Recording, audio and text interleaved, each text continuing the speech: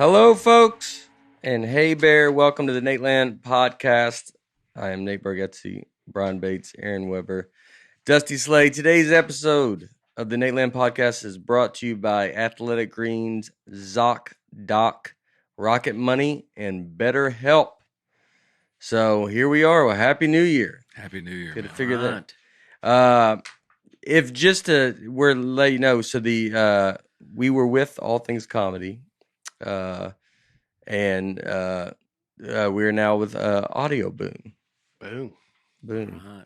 So I don't even know if you have to know. There's not like anything changes. We're reading ads a little bit different, or that's about it. But you know, we're excited to be Audio Boom. All Things Comedy was awesome. It was great.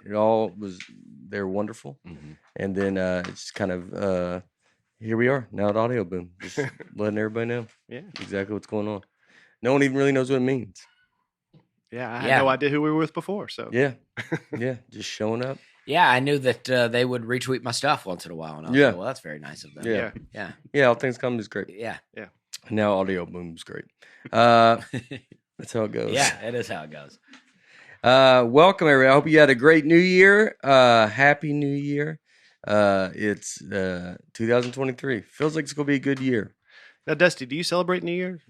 Well, what year is it? Well, I don't. The Dusty Slay House. I don't know what year it is, but I do think that we should celebrate New Year's in like April. That's what I think. Why? Well, it's a spring, right? Everything's coming to life. It's newness, right? So it's like in the winter, everything has died. It feels like the end. But the spring, that feels like the beginning. Well, January, I think, is the beginning of the start of spring. Like, it's like, here we go. We're ramping up. It's like, give us time. Yeah. We're not going to just be like that. I also think the day should begin at sunrise. Look, we did a calendars episode before you were here. Yeah. And what you're talking about was the Julian calendar, which I think is when Julian McCullough made it up. Yeah. Yeah. And now we're on the Gregorian calendar. Yeah. But we all said, what's something we would change? And I said the day should start at sunrise, not at midnight. That was that's what I think. But if you did that, you would be like, so if you start at sunrise, you have to be working at 9. And if you live in Alaska where it's dark all day, there's just the same day all year. I think that's their problem. Exactly. But I think that it just doesn't, it doesn't work with our system the way we have our work days. If you're just a farmer, and you don't have to pay property tax. So would 1 a.m. be the sunrise? Pretty well. I just think the midnight day would be the sunrise. The day should start like at 5 a.m. Like that should be what we consider the next day. Until when the sun comes up. Or 6 or whatever. Different time every day. Instead of making it midnight. Yeah, but it would be hard though because the sun comes up early here and late here. Well, we're in a system, right, where we gotta we have to go to work and we have to be on schedules. But if we were just living off the land, it would just be easy to be, hey, a new day. A new day. We got a lot of people for that. Yeah. It would be hard to do now. Yeah. So you need organization. But I do think that they used to do New Year's in April, right? And then when they changed it, everyone that still celebrated in April were called April Fools. And then by used to was 1500s is what you're saying. A long time ago. Yes. Yeah. You're acting like, not like last not week. like the 80s. Yes. That's how you kind of. Yeah, that was 1582 was the last time they celebrated in April. He said it like, they used to do it this way. You're like, did they? When was that? When you were in elementary school? No, 1582. Yeah. Okay. You nailed that, though. I said 1500s. I was like, wow. I thought you were just. But even still. I've been waiting for this question from Dusty my whole life. I think a used to is not really subject to an amount of time. You don't think so? You're right. I don't. Used to is in the past. 1582, though, is a little more than a used to.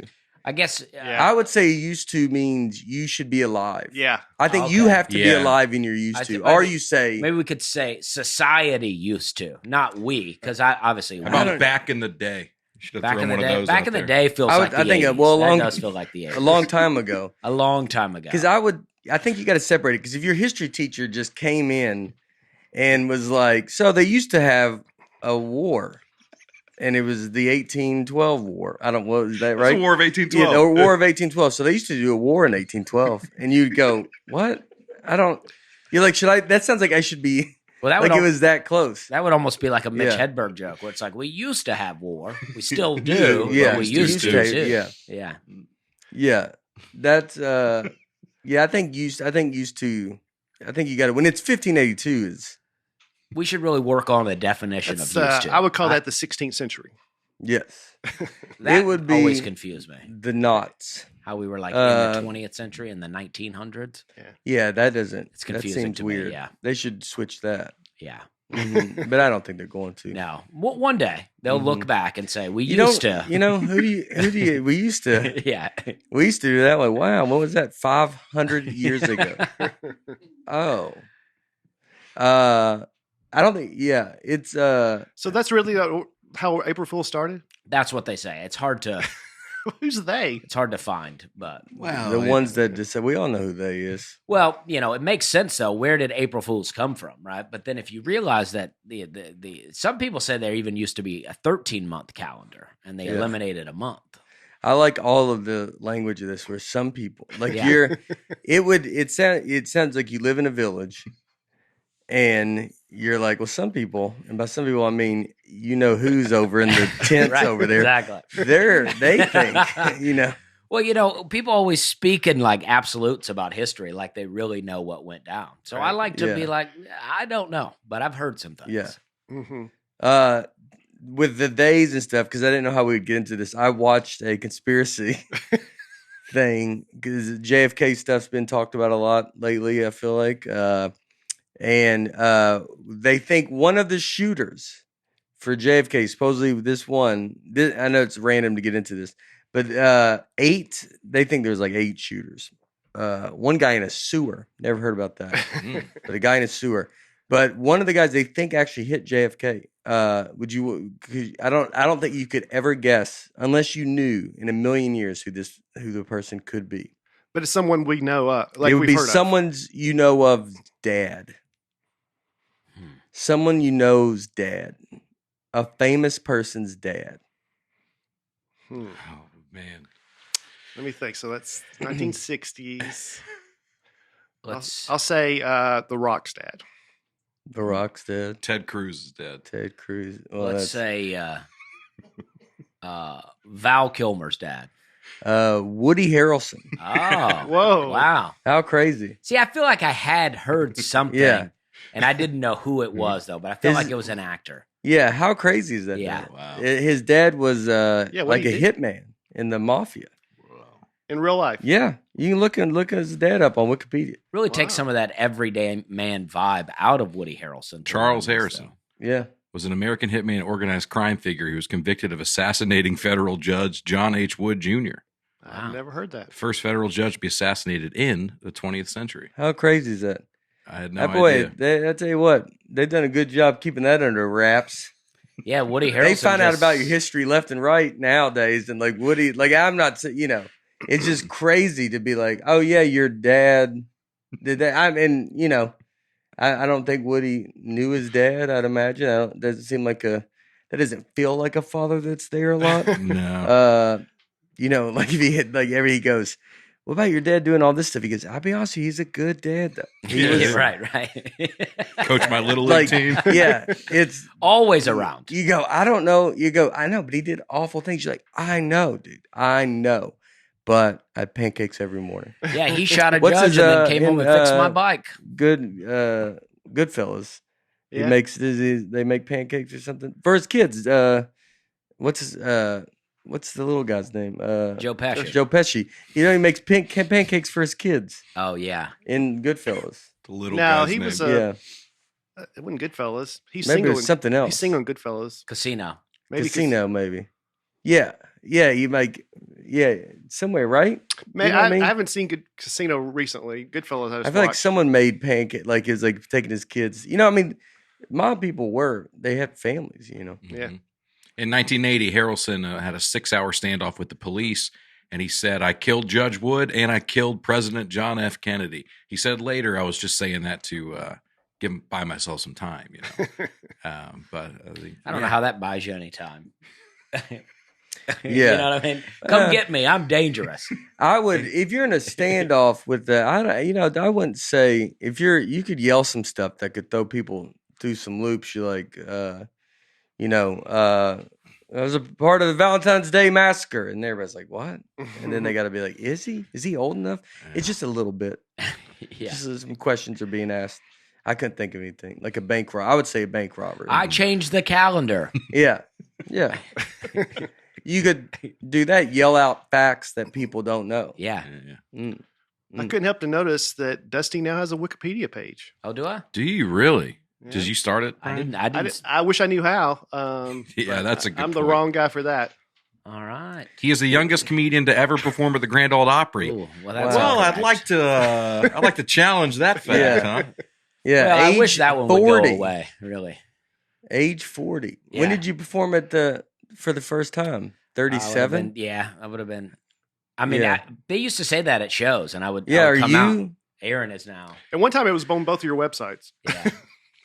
Well, I'm I've been going off trying the to fact make it- that Dusty said it, and then I was like, well, I was younger than him when I made Yeah. my debut, so I've just been going off of that. Who knows if it's true?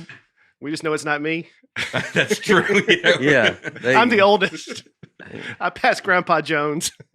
Well, people used to say that when they bring me up to stage, and I'm like, I bet when you heard that, you thought I'd be a much younger comedian. Yeah. Well, then they think, what's the Grand Ole Opry? Yeah. Yeah. Look at that. Your whole bio on here, man. This is awesome. Yeah. Got a Personal personal life. life section. Oh man, what do they say about that? Slay has been sober since 2012. He lives in Nashville, Tennessee, along with his wife Hannah and their daughter. Oh, You okay. think that's a little pretty too nice. much information up there? What are the references for It's got his your wife and address on daughter? here too. Yeah. A little too much. Oh, well, Nateland podcast shout out there. All right. Congrats, dude. This is a big Thanks, step. All right. look Getting a at that. Wikipedia page. I'm gonna make so many edits to this later. Oh, dude, please do. Beef it up. I like it. Good stuff. Congrats, man. I didn't. So you, I said that with no emotion, but Yeah. I was just trying to move on. But it's yeah. No, it's very cool when someone makes a Wikipedia page. You had a big Titans game that you could Yes. do Oh, something man. with. Yeah, I was at I went to the Titans. Oh yeah, look at they wrote us in the T-Racks, the T-Rack? back T-Rack, and then the back of the car, and yeah, it was awesome. That picture is good. I love the comments on that. That's the Titans Twitter and Mhm. the comments. Waving to Brian Bates' comic That's up very at the top. funny. Yeah, it yeah, does look yeah. like you're waving to him in the Yeah. cheap seats. Yeah, it was. I was waving at him high. I got my binoculars. Was that Nate? Yeah, it was awesome, man. And they they were very cool doing that. I tell you what, getting to the Titans game, wow. Mm-hmm. It's we left at 5. Like that was at 6:45, and I think we left at 5:15. And I had to. We got in front of your old apartment. I got out and walked to the stadium. Mm. So wherever that is, James Park, where is it? James Robertson and That's 5th and Main. 5th and Main. Yeah. But it James Robertson becomes Main Street right yeah. there. Oh, okay. So it's like right there. So I'm on the opposite side of the interstate, Mhm. and it was me, Harper, and Lauren. It was 6. I think it was 6:30. So it was an hour and 15 minutes, and we were just, and I mean, basically all of it was spent just there. And so then we had to get out, and I just grabbed Harper, and then me and Harper went. And then I basically walked in and just got on that thing and then just drove around. I mean, it was like that quick. Yeah. And Laura did not get to because we were he was very lucky. I had to meet the president, Burke Newell. I can't remember. Nihil. You motioned to the picture like that's the president. That is the You went to president. The picture The T-Rex, with the mascot. the raccoon. Burke, wonderful guys, the president of the Titans. It was very fun being up there with him. He came to a show, and I got to meet him. So we were in his suite. So then Laura didn't get into there till like 7:30. We left Wow. at 5:15. Oh, gosh. Yeah, it was, and it was that tough to get in. I met Amy Strunk, the owner. Very nice. Yeah, it was cool. It was seeing the game was, we had a good going. Josh Dobbs, that makes it fun. Yeah. It makes it, next week. That dude's a rocket scientist. Yeah, isn't that crazy? If people don't know that, like the quarterback that they put in for the Titans right now, Josh Dobbs, he played at Tennessee, which, That's tough. that's tough. But he is a rocket scientist. Like, that's, because they say it's hard to learn a playbook. And you're like, but with him, you're like, well, he can figure it out. Like, he'll be all right. Yeah. Yeah. That's so, rocket scientist. Yeah. So it was great. The whole, I got to do a little thing with Dude Perfect to promote the special January 31st, Amazon Prime. But the game was awesome. And then next day went to Toronto for New Year's Eve. Toronto, so great, so nice. They were the crowds were so nice. And got to celebrate New Year's. Yeah. That's awesome. That was it. Yeah, I was off. I was home with my family, first Christmas with my daughter, and it was great and a great time. And Yeah. That's about it. Yeah. There you go. Lighten it up. Did you ever think when you were younger you'd be living this crazy life that you're living right now, dude? Just rock star. That's so long ago. What were we saying earlier? 1500. I used to. Back in the day. Back in the day. Yeah. Did you used to think? That's you could say awesome. that about your life. Did you used to? It's that long ago. Did you used to think? Back in the day. Back in the day. Now I remember the wrestling episode. You kind of made fun of wrestling, and Did I? I feel like you did. A lot of people said you did. Oh, I got a little bit of flack for it. Yeah, Yeah, but yeah. I was, And what'd you do last night? I went to Monday Night Raw Wow. at All Bridgestone. Wow. It was awesome, dude. All right. Yeah. I got swept up in it Live immediately. wrestling is the best. It was my favorite part was Hardy. You know, isn't the country singer Hardy? I Mhm. don't. Yeah. Well, he's in the audience, and they kind of cut to him a couple times on the big screen. Everyone goes, "Oh, that's Hardy." And at one point, there's a brawl going on. The announcer table's flipped over. It's just chaos. And Hardy's has a guitar somehow, and he's trying to give one of the guys a guitar Yeah. to hit the other guy with. And I'm thinking, oh man, they're going off. Hardy's going rogue over there, Yeah. So then they ignore him.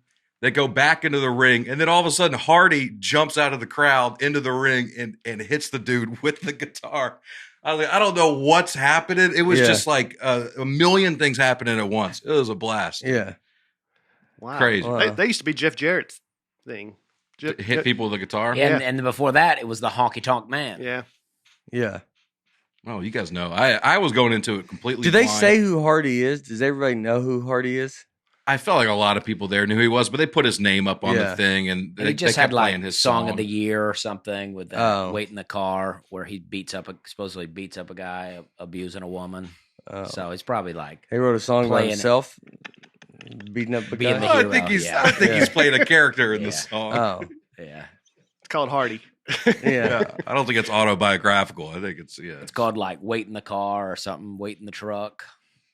So the Wait song's in the about truck. Yeah. yeah. The song's about a girl. He sees a girl at a gas station or something and she's been Yeah. beat up. So he drives to her house and beats up her boyfriend. or Goes to something. prison for it, Yeah. and doesn't regret a single thing. In the good song. for him. In the song. And then he's saying, "Lord, have mercy on me. Have mercy on me. Have mercy on me." I mean, That sounds like And then he's at Monday Night Raw beating people Yeah. up Yeah. with a guitar. It was Yeah. awesome. I realize I say guitar wrong. I say, You say guitar? get out of here. Get out. Get out. Yeah, of Get here. out of Guitar. here, guitar. how do you say it? Guitar. Guitar. Guitar. Guitar. Like, I say guitar. guitar too. Guitar. Yeah. Yeah.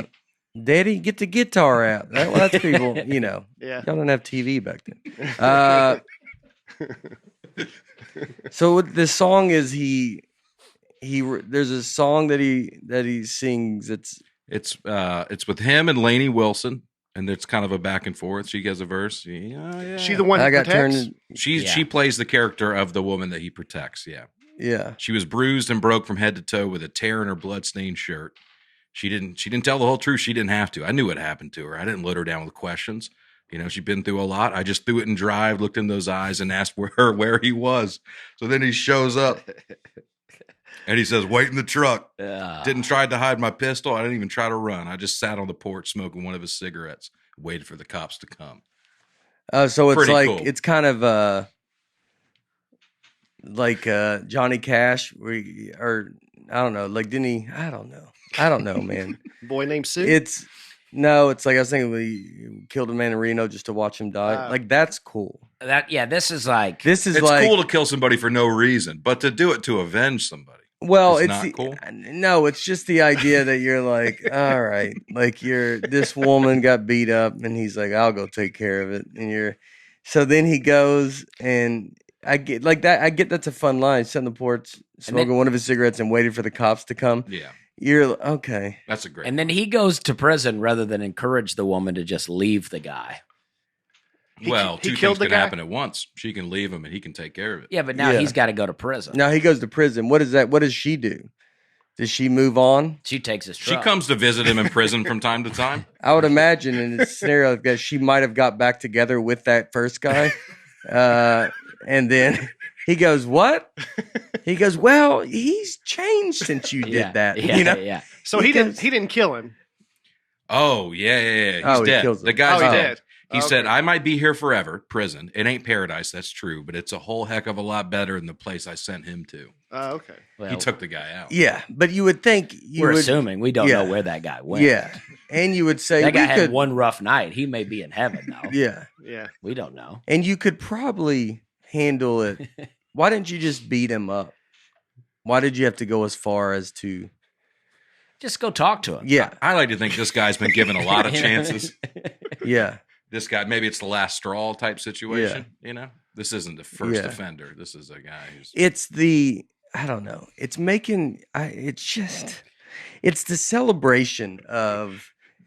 It's a scenario where it's like it's not supposed to be about you. It should be about her, and it becomes about him.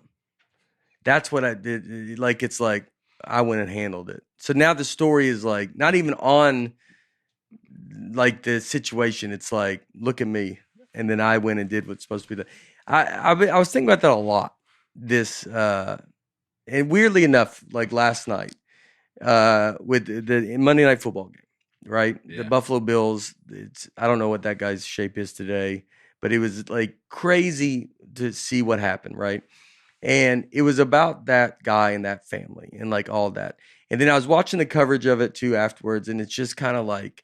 I don't know. It's a lot of people talk about their feelings in that time, and I didn't like that. Like it's like it was like a lot of the announcers were, not the announcers. I actually think they did great. Joe Buck, because it's a crazy situation. But it's like then they go to ESPN, and then they start. It's all this, and it's they keep saying it's about. It's all we want is the Hamlin. They want him to be healthy, but then it's also like, you just sit here and watch a game. But then they tell you from their perspective of watching the game. And I don't know. It's a fine line because if I can't talk about how I experienced it, I have nothing to contribute. Because they should all just agree, like, we can sit here and kill dead air for a long time. Yeah. But it's just, we got nothing to say. They just analyze it to death. They could cut to another show. Yeah. I agree. Yeah, it's like what they did with Joe Buck and them did it. They kept them. They came back and they go, "There's nothing to update, nothing to say. Yeah. We're going to go to commercial." They just kept going back to commercial. Cut to that Burger King commercial. Then they go to ESPN, and then this sounds insane, and I don't. But it's like then there you can see like Adam Schefter like is almost crying a little bit and all this stuff, and you're like, I don't like that. I don't. It's like you take it like I don't want to watch you cry. It's like I think about that guy's. It's like think about that guy's family, whatever. The second you do that stuff, I think it becomes about. It's like it's a little you, and it should be like that. Like show those players and show those. You know who went to the hospital last night? The fans of the Bengal fans. And stuff. They went to the hospital where he was at. The game ended and everybody just went home. It's like about like the fans. That's not about. It doesn't feel like it's about them. The fans are like, okay, it's a Monday night. They have to go to work the next day. The game gets canceled, and then it shows Bengal fans outside of that hospital praying and with candles and that kind of stuff. It's like it just made me. It's like I think it's all those fans. Always like you just hope people remember that. Like you're the ones that are the reason the earth is awesome. It's those fans, the fans that go there and about them, not these announcers, not these like all these other that are just trying to like, I feel like trying to even act like they have emotion about any of this stuff. You know, it's like they wanted updates, and I don't know. I just it's hard for me to like listen to it's like I'd rather just listen to the fans' experience of it, or the, you know, because it's like that really, you're really experiencing it versus someone on TV that's just like, I don't know. And if you don't want the airtime for it, they would just show something else. Yeah. But they didn't know what to do. I didn't like, and then they start talking about like the NFL, like being like, just cancel the game. Why didn't they just cancel? You're like, this has all happened. They canceled the game. Yeah. I don't, you know, it's like they start then blaming someone. You're like, I imagine it's insane what's happening. So we don't, it's all being figured out kind of in that time. Right. And then it's like, I don't know. Then it's like something, but it's like they showed a little bit of like the Bengal fans going to the regular fans that paid $200 for a ticket, then go to a hospital to support the opposing team's guy because they get it. They actually get it. Yeah. Like that's what it's like all of them are together. And like it's like it's the regular people. I don't know why. That's why this some reason rubs me. They all didn't of go, it hey, rubs wait in the me truck. You know? The wrong way of like just it being written in this way that you're like, yeah, you know. Well, yeah, like, imagine the guy I don't know inside. why. The guy in the house might not even know why that guy's there. He's like, this is a breaking and entering situation here. Yeah. Yeah. He goes, the girl's still in the truck. He's got no idea why that guy's there. Yeah. It's like, lunatic. This is not. Yeah. Well, you know, he's in jail forever. But what does Hardy look like? He looks a little bit like Dusty, honestly. Like a guy that would do this. I have nothing against Hardy. No, Hardy's, you know, he's played a character in the songs, but he looks a little bit like, there's some Dusty Slay vibes there for sure. Y'all used to get compared all the time. Yeah, that guy went and beat up a. Yeah, because I was about to say, I couldn't sing a song like that. Anybody believe it? Yeah. I wanted to see what he looked like. Yeah, I don't know if that guy went and beat up a Tom Hardy, as you have. Yeah. The guy looks cool. Yeah. It is if you ever. Song. Yeah. Oh, people think y'all look alike. I don't get the comparison a lot, but people do say it sometimes. Oh, I could see. He has a white hat that he wears sometimes. And if you trimmed it up, you know. But I don't want to look like that guy. No. You would be. Yeah, I mean, I feel good. I like where I got going. You know, it was a very odd kind of dark moment at the Monday Night Raw last night. Was while everybody's getting updates about Hamlin getting hurt in the game, there was like a storyline going on in the wrestling match that a character was being evaluated for like medical treatment. There's a girl got a nosebleed, and they carted her off, and they kept giving updates like she's being seen at the medical tent right now. And then we're all looking at our phones like. This is happening in the game. It made it seem so silly in the moment. You know? It made it like, man. In professional wrestling, when someone really gets hurt, no one knows. Is this a storyline? Because there's a lot of storylines where they bring in an ambulance and stuff like that. Owen Hart died, like for real, in a wrestling match. During a match. And they kept going. They didn't cancel it. They didn't show it. I remember watching that. Yeah. He fell from a thing. It's crazy. Yeah. Yeah. I mean, last night that was something, man. Like it was. I really do hope that guy, and you know, they raised, and then it was like his toy charity thing got. I don't. Was it well over a million? Over $1 million, last I heard. It was a goal of $2,500. Yeah, and the last time I looked, it was well over $1 million. Well over $1 million. You know what I mean? Like that's who does that? You do. Mm-hmm. You listening to this? That's who does that.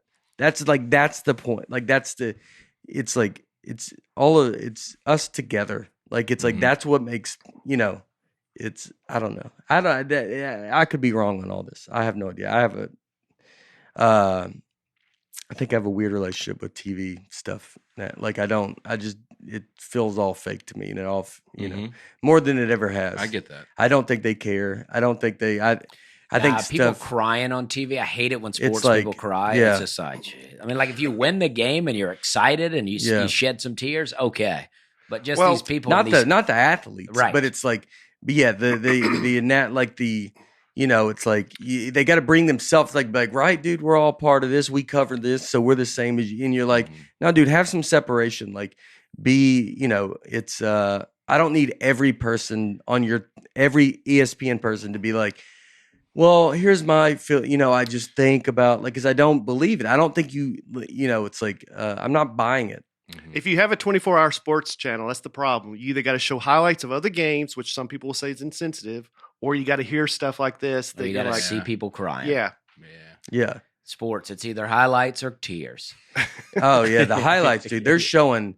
The other night I had it on ESPN late, and it was just the Jimmy V, like his famous speech, which is like great. It was 2 hours of those speeches. Yeah. At midnight. What I mean, they're all like, are you crazy, dude? It's like, how depressing can you make life? It was like that, and then the what's his name? The guy Stuart Scott, like his speech too. Just back to back.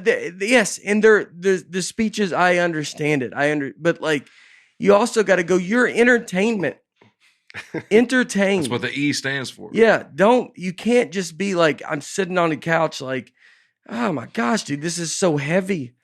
Yeah, it's YouTube for highlights for me. ESPN is all emotion now. Yeah. Everything. It's always a storyline.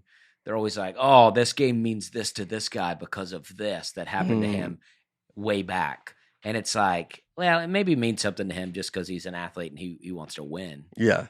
Yeah. No, it does. Let me read the first comments from you guys. I hope I didn't. The people. I love the people. I'm having a great time. I'm about the people.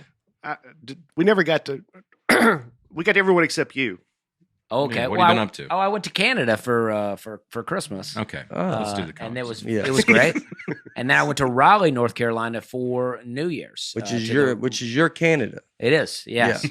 Yes. And Canada was great, by the way. I do love Canada. I've been to Toronto a bunch of times. Very nice. We went further north, very cold. It was great. And then Raleigh I did New Year's at Raleigh. I did a countdown.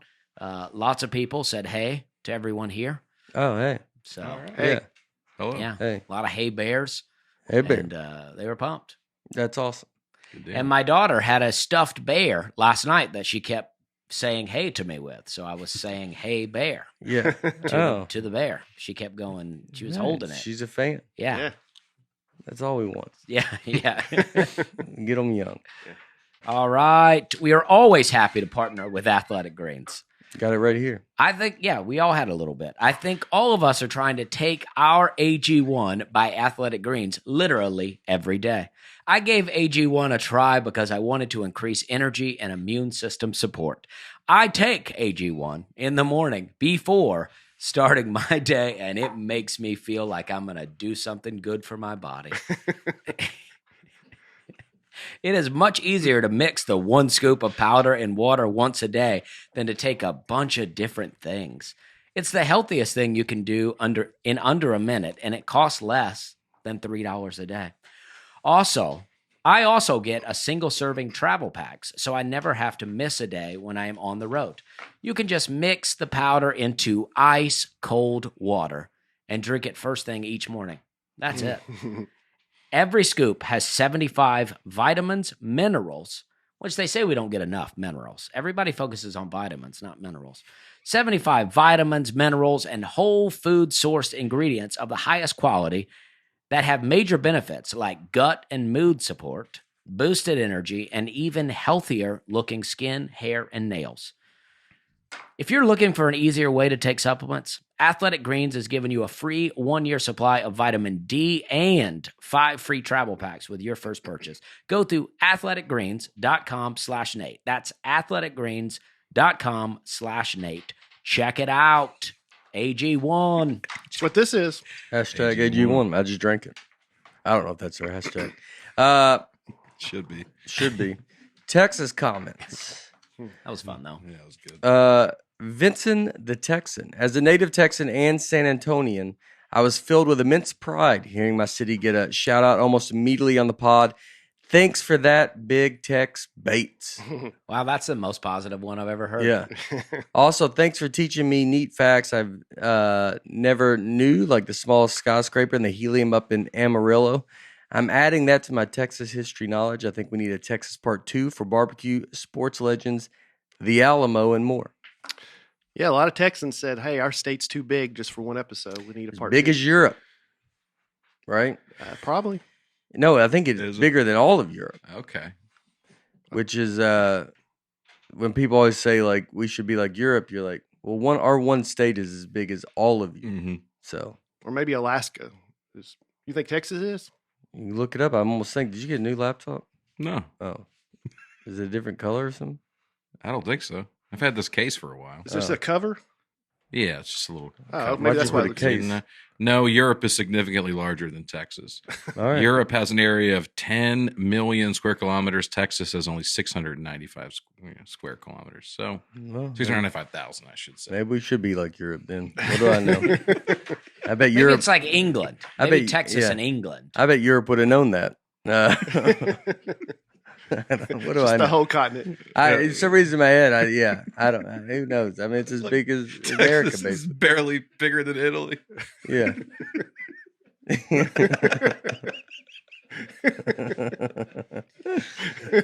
It's funny, but none of us knew for sure that was the case. It sounded good. Yeah. All right. Well, learn something every day. I think I've said that a few times. Well, maybe would Alaska be about the size of Europe? Yeah, but Alaska's just land. So what are we comparing it to? I don't even know. Well, I think everybody. Air? Well, Alaska though is so. It doesn't count. Yeah, well, it's so like there's nothing there. Yeah, Alaska. So here's an overlay of Alaska. Alaska's bigger than France and Germany, and it's closer. Covers a lot of width. Yeah. Yeah. Portugal all the way out to Russia. All right, there goes that. Not Russia. Richard Smith. So thankful Nate came out to West Texas and hope to see all of you out here soon. Nate murdered, and so did Dustin. But the absolute best part of the Lubbock show was when Mick turned the crowd 100% against him in 18 seconds into a set when he praised Lubbock as the home of the Texas A&M University Aggies. I love that Richard saw this. It was, it's the Nick, because we were talking in the car. Dustin thought so. We were like, they go, Texas A&M is here in Lubbock. And then I was like, oh, okay. And then we said something to the lady, the driver, the runner we had. And I think I said something to it was like one of those, I don't know if anybody really knew what anybody was talking about. I remember seeing a sign that said Texas Tech is this way. Yeah. And I was like, I didn't really think, but they were in the middle of talking about Texas A&M, so I didn't really think of it. So Nick goes out and then just like starts talking about Texas A&M. Dustin also talked about it, but did it in a way where I think people were confused. They didn't know if he was like, he was making fun of it because we were in Texas Tech or whatever. But it was very Nick brought it up immediately he walked out and just immediately just brought up good to be here, Lubbock, home of Texas A&M Aggies. What did they do? Did they boo? I think he got some boos and some just a lot of confusion. I mean, college football is so intense on stage. Yeah. Especially in Texas. Well, especially when you mention the wrong place. Yeah. And, that's like I mean, it just kind of came out of nowhere, and that is very funny. It was, we didn't realize. I didn't know that he said it, so it wasn't until afterwards that we, Jennifer Wiley Wright. I love this podcast so much. Only on Nateland did the hosts go from talking about passports, the Rolling Stones, Sports Center, their love of cake, comedy gigs, chocolate, chili, spaghetti, and finally Godzilla in less than 20 minutes. I love you guys so much, and I hope you all come to Wichita, Kansas in the near future. Yeah, I'll be back there. I don't know, next year, but Wichita is still one of my favorite. I love a Wichita. great show in Wichita. I was on just a Wednesday. There. I was just there. Didn't see you, Jennifer. Well, she knows what shows to go to. Garrett S. I like that Aaron said the Cancun show was on his calendar for a year and he waits till the final day to try and get his passport. He really is a man of the people. That's how I live. Seat of my pants. I'm that kind of guy. Biggest show of his life. It was. Find your niche. Love how Nate's love of McDonald's has influenced how he now pronounces Mick Jagger to Mick Jagger. Oh yeah. Well, you said it kind of the same Mick Jagger. Yeah, you were saying Mick Jagger. Like it was a burger called the Mick Jagger. The Mick Jagger. The Mick Jagger. That's a burger that'll cut you. Get the Mick Jagger, but be careful. Yeah. They put stuff in it. Yeah. Be careful. Scott Speed. I like how Nate refers to the Rolling Stones as Mick Jagger's band that keeps playing so he can clear the building. You remember that? Oh yeah, because his band. Yeah, you were saying how he leaves and the band keeps playing, but you're talking about the greatest the band Rolling of all Stones. time. Yeah. That's the band. Yeah. Well, they become the band. Yeah. You quickly become just the band. I mean, you got to be like, yeah, we're Rolling Stones, and you're like, yo, dude, we're in the band too. He's like, yeah, I'm Mick Jagger.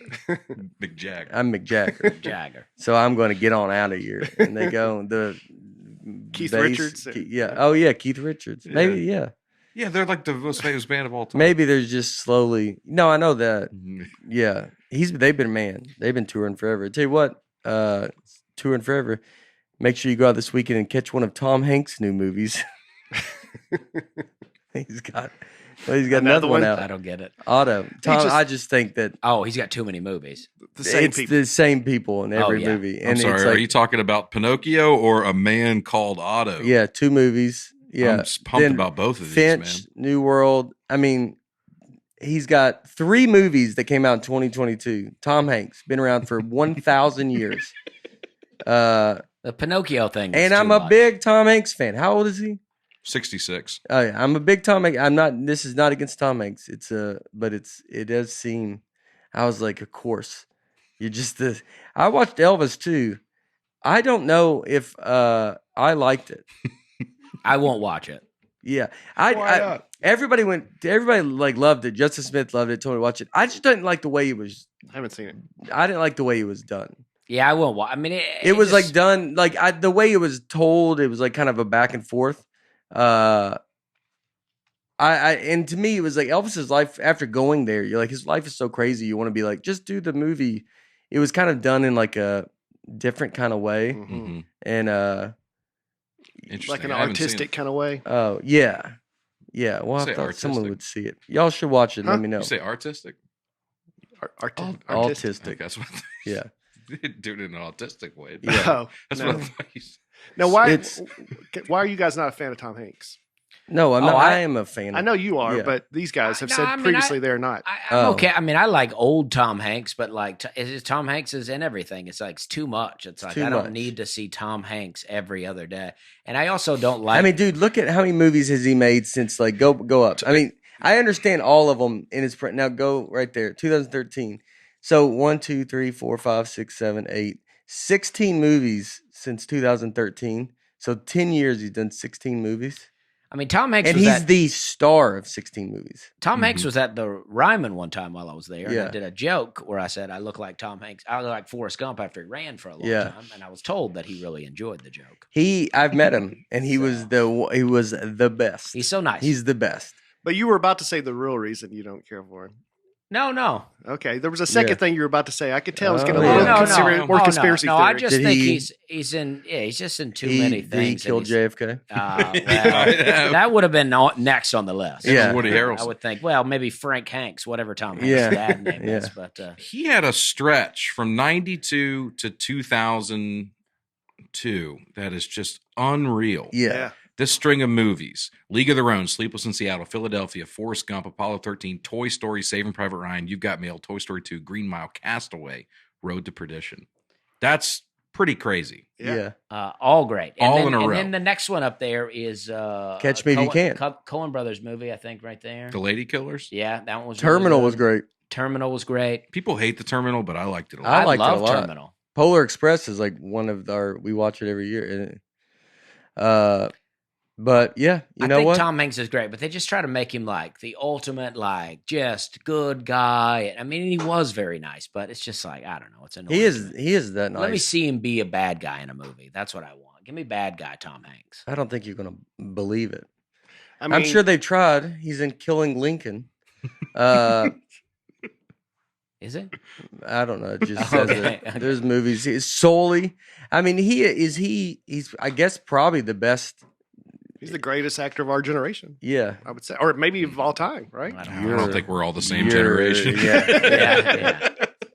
That's why I quickly changed it to all time. Yeah. Because the look of your guys' face was like, buddy, we are from different I guess generations. it would be of all time. I'm though, not probably, going right? all time. I'm not going best actor. Who of all else would time. you say? I don't know. There's better people though. I think Joaquin Phoenix, Robert he's Duvall. mine. Robert Duvall. I love Robert Duvall. Yeah, but you got to look at his movies. Are just the Well, best. you're talking about commercial success and just cultural Yeah. impact. Yeah. It's hard to beat Tom Hanks. It's Right. hard to beat. These are Oscar movies and they mass appeal. Uh-huh. I'll be honest with you, they should put them in more. yeah. I mean, now, we've really started talking. We've him up turned now. around here. We've turned around. You know what?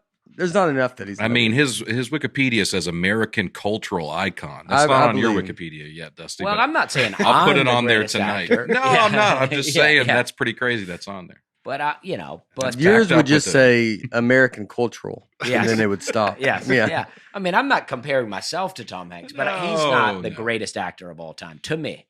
Yeah, Forrest Gump. Yeah, you go Forrest say. Gump, incredible. But would you even be able to say someone? Yeah, I mean, there's so many great Batman? Steven Seagal. Jack Nicholson. Brad Pitt's a great actor. I'm a big Brad Pitt fan. Denzel Washington. I had really great. I have a friend that just worked with Brad Pitt on he's a writer and he came on a show. I think it's a surprise, so I don't know. But he just came in and did an episode, and he said Brad Pitt was the best. Oh, that Like rules. he That goes rules. I mean just such an awesome dude, and just talking to everybody very I think would make fun of himself and Mhm. and just walk around and be, oh, what's up, one day he said he was just sitting in the video village or whatever they call it, where you just sit behind the screens, you're looking, and he said he just walked in, he goes, what's up, man? And he just talked, and he said he was awesome, dude. That's great. He goes in, you get it.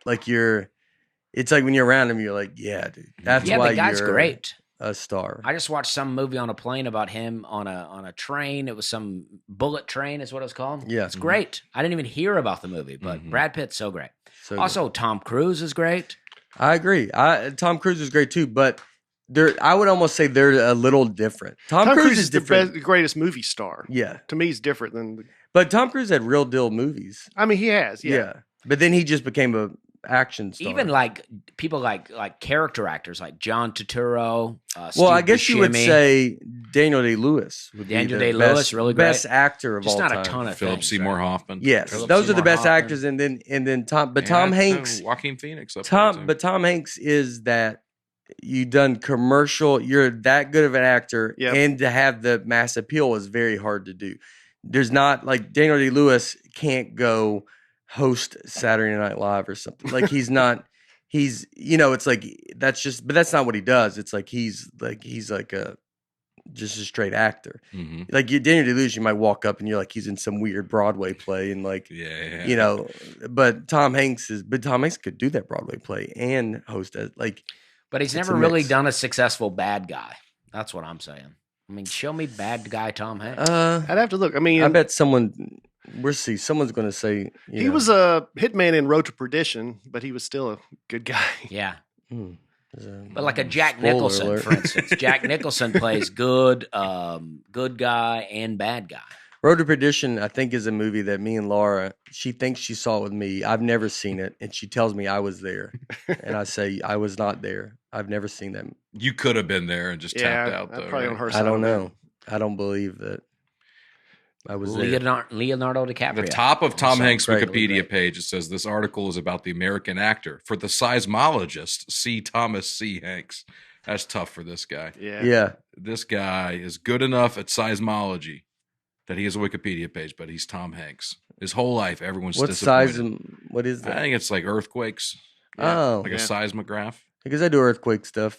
Yeah. Because I'm pretty great at it, though. You go, no, I bet you are, but you're not Tom Hanks. Yeah. You know I what I mean? bet his name was Tom Hanks until Yeah. Tom Hanks came along. Now he's Thomas C. Hanks. Yeah, you got to differentiate. So he just tells you how big the earthquake was? And you don't hear about it. Really and then greatest seismologist of all time, they say. You don't- of our generation. He goes, that was a big He goes, that was a big earthquake. And they go, yeah. I'll wait till I watch Tom Hanks do it in the movie. If they ever do a movie about Thomas C. Hanks, it should definitely be Tom Hanks to play him. Oh, yeah. I agree with that. All right, let me tell you guys something about ZocDoc. Boom. ZocDoc, we can now find and book in-person or telemedicine appointments for medical or dental care. That's helpful for people that are on the go, work different hours like us. Let me ask you guys, have any of you ever asked your friends, is this normal? Oh, all the time. It's my family. I tell my family that every day. I tell them to be normal. It's a little bit different than what we're talking about Every here. time I have a rash, I text a picture of it to Brian. Oh, yeah. And I say, tell me what this is, because I'm just sure you've had something similar. Yeah. Yeah, sometimes he shows me in person, and I'll take a look at it in between shows. Well, you don't have to do that now because there's real medical professionals that you can consult with. If you have a health problem and you don't want to share it with your friends, comedians, they're not always the best medical professionals. Dusty knows some stuff, but most of us don't. Mm-hmm. So you're extremely unlikely to find a quality medical advice in your group chat, but you can find it with a doctor on ZocDoc. Thousands of medical professionals are there to help you. It's the only free app that lets you find and book doctors who are patient reviewed, take your insurance, are available when you need them, and treat almost every condition under the sun. Go to ZocDoc.com/Nate and download the ZocDoc app for free. Then find and book a top-rated doctor today. Many are available within 24 hours. That's ZocDoc.com/Nate. ZocDoc.com/Nate. That was hard to say. A little tongue twister. It is. Yeah. Stuff we didn't get to in the 2022 comments. This is the comments from that. Cameron, the fact that people are literally texting comments to Bates directly is the most Bates things that happen. Yeah.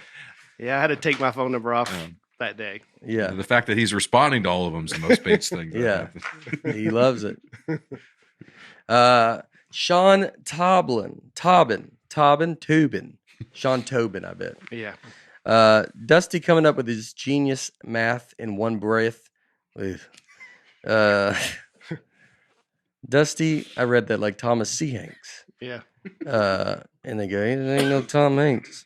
Dusty coming up with genius math in one breath, then saying that he likes to think aliens are less smarter than us in the next breath is peak Nateland podcast. Well, I don't know. I just don't know why we always assume that we're the dumb species of the universe. Like, we're like, oh, if aliens came here, they're just brilliant, man. And we're just... I think it's because they came here. I would say the thinking is, in order to get all the way to Earth, you had to have had access to some technology, or you have to know something we don't to be able to get all the way here. I mean, I guess. But what, like, let's say this. Like, people that are, like, really smart at one thing, but then not smart at another. So maybe the aliens are really great at space travel. Yeah, but they're real socially awkward. Yeah, they show up and they're like, they can't handle anything. What if they are all Forrest Gump? Yeah, exactly. Forrest Gump, you would, you're like, well, I don't know if that guy's right? He's not the smartest guy in the world, but he got farther than everybody else. He gets things done somehow. Like it's just an alien on a ship going. And then one day I just started flying. Yeah. I didn't know why. I just started flying. And then there's all these other aliens following him. He gets to Earth. He's like, I'm tired. I'm tired. I think I'm going to go home. Jenny. Yeah. Colin O'Neill. The math that Dusty discovered is called digital root. It also works with multiplication, subtraction, and division for all non-negative numbers. It's a negative. It's a mean number. It's a doubter. It comes in the number 3 that's like, well, everything's not so great. You're like, oh, gosh. It can be used to check your work on a math equation. If the root numbers on both sides are not the same, you know you made an error. Also, the plot of Good Will Hunting now seems more realistic. Yeah. Well, Aaron posted a clip of that on his Instagram, and we were taking a lot of heat. Oh my gosh. People were so mad at me for just thinking of this thing. Well, it's a good example. We talked about this before when something you post online gets outside of your world. Yeah. Mm-hmm. So it has over 1 million views on TikTok. It got a bunch on Instagram.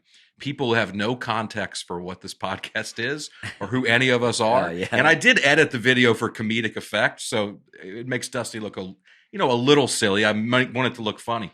But the amount of just mathematicians apparently who saw this and are half of them say what Dusty said is wrong, right? People were saying this doesn't work. Right. And it works every time. The other half were going, this is so obviously true. You guys are idiots for having to even point it out. So I spent all of Christmas Day arguing math with people. I was like, I'm getting fed up with the comments. I'm defending Dusty in my honor. And they're like just arguing math with people. It's crazy. Well, they all act like they're just math experts, and they're like, and I don't even know what those things are. But I'm like, yeah, I'm just saying a thing here. Yeah. They're like, duh, buddy, this is basic algebra. And I'm like, it's not algebra, dude. I'm like arguing, typing stuff out. Yeah. It's not algebra. It's just it's not algebra. I'm just adding things. Yeah. I had never heard the term digital root. I didn't know that this was the case. I've taken math classes. People acting like you learned this in 2nd grade. Yeah. It's crazy. Like I'm in there arguing, you didn't know this. Yeah. Don't act like you're a genius. Yeah. Anyway. Yeah. Well, all the none of those people are. It's not even like. And most everybody's just like, yeah, I didn't know that, and then they move on. Right. That's how everybody acts. Mm-hmm. Garrett, here's another fun math fact for you. The difference between a 2-digit number and the sum of its digits is always a multiple of 9. So you me explain this? Yeah. So give me a 2-digit number. 27. 45. Sorry. 45. You said 45. So, but 45 is, and 27. That's both 9. Obviously. 4 plus 5. Both y'all just said plus 27 and 45. Oh, both equal 9. Wow. Yeah, y'all made it so easy. We're already proving it right, dude. Yeah. 52.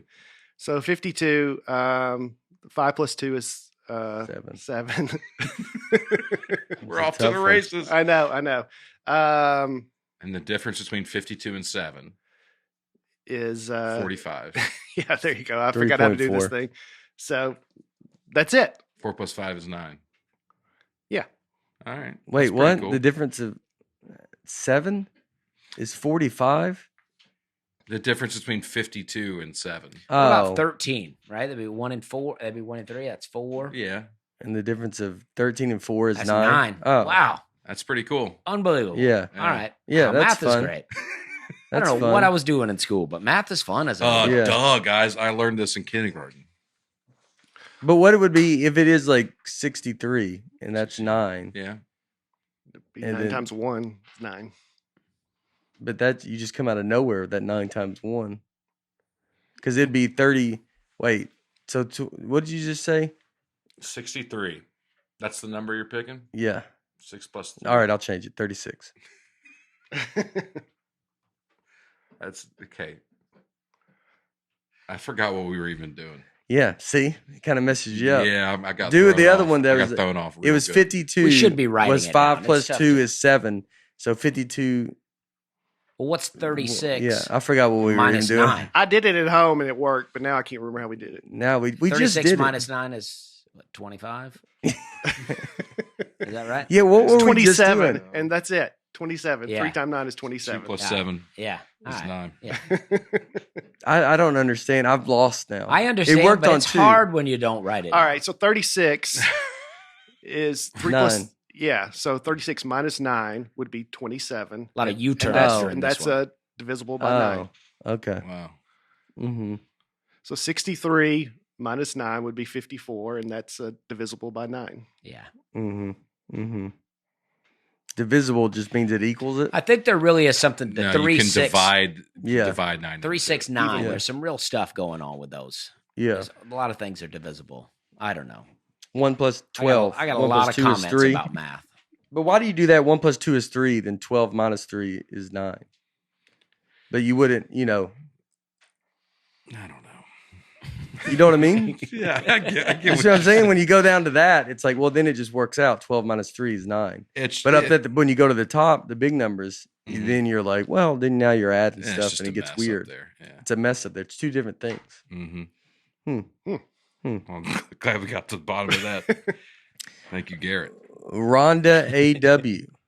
The whole teriology thing reminded me of a day when I was in first grade and thought I had discovered that we only have 9 fingers. I asked the teacher to go use the restroom, and I was sitting there in the bathroom and began to count my fingers and was flabbergasted that I kept ending on 9. I eventually realized I shouldn't start out with 0. Yeah, that's funny. Rhonda's our kind of person. Yeah. I could definitely, I could see a moment. I could have a moment. I have had a moment like that. I can't remember exactly, but like that where you just end up, you get 2 in your head, and then you're very like, funny to be like, "Hey, I need some space? I might have just in first grade something else. else." Oh yeah, in first grade. In first grade, I have just blown the lid off. Yeah, this thing. yeah. You have to just be like, oh man, it's you go. Come back to the bathroom and you're like, this doesn't even matter anymore. Yeah. Whatever she's telling you doesn't matter. We have 9 fingers. It just did. This whole thing's. Yeah. This is all a farce. It's all a farce. We have 9 fingers. 0. 1. Yeah.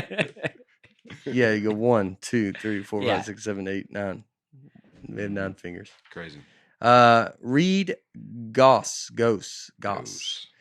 Nateland in a nutshell. What begins as a serious question about the Challenger explosion quickly ends up in the guys asking, how tall is Big Bird? Hard-hitting journalism at its finest. Love it. Well, did we find out Big Bird was about 8 foot? We did find that out. Yeah, he's pretty tall. Yeah.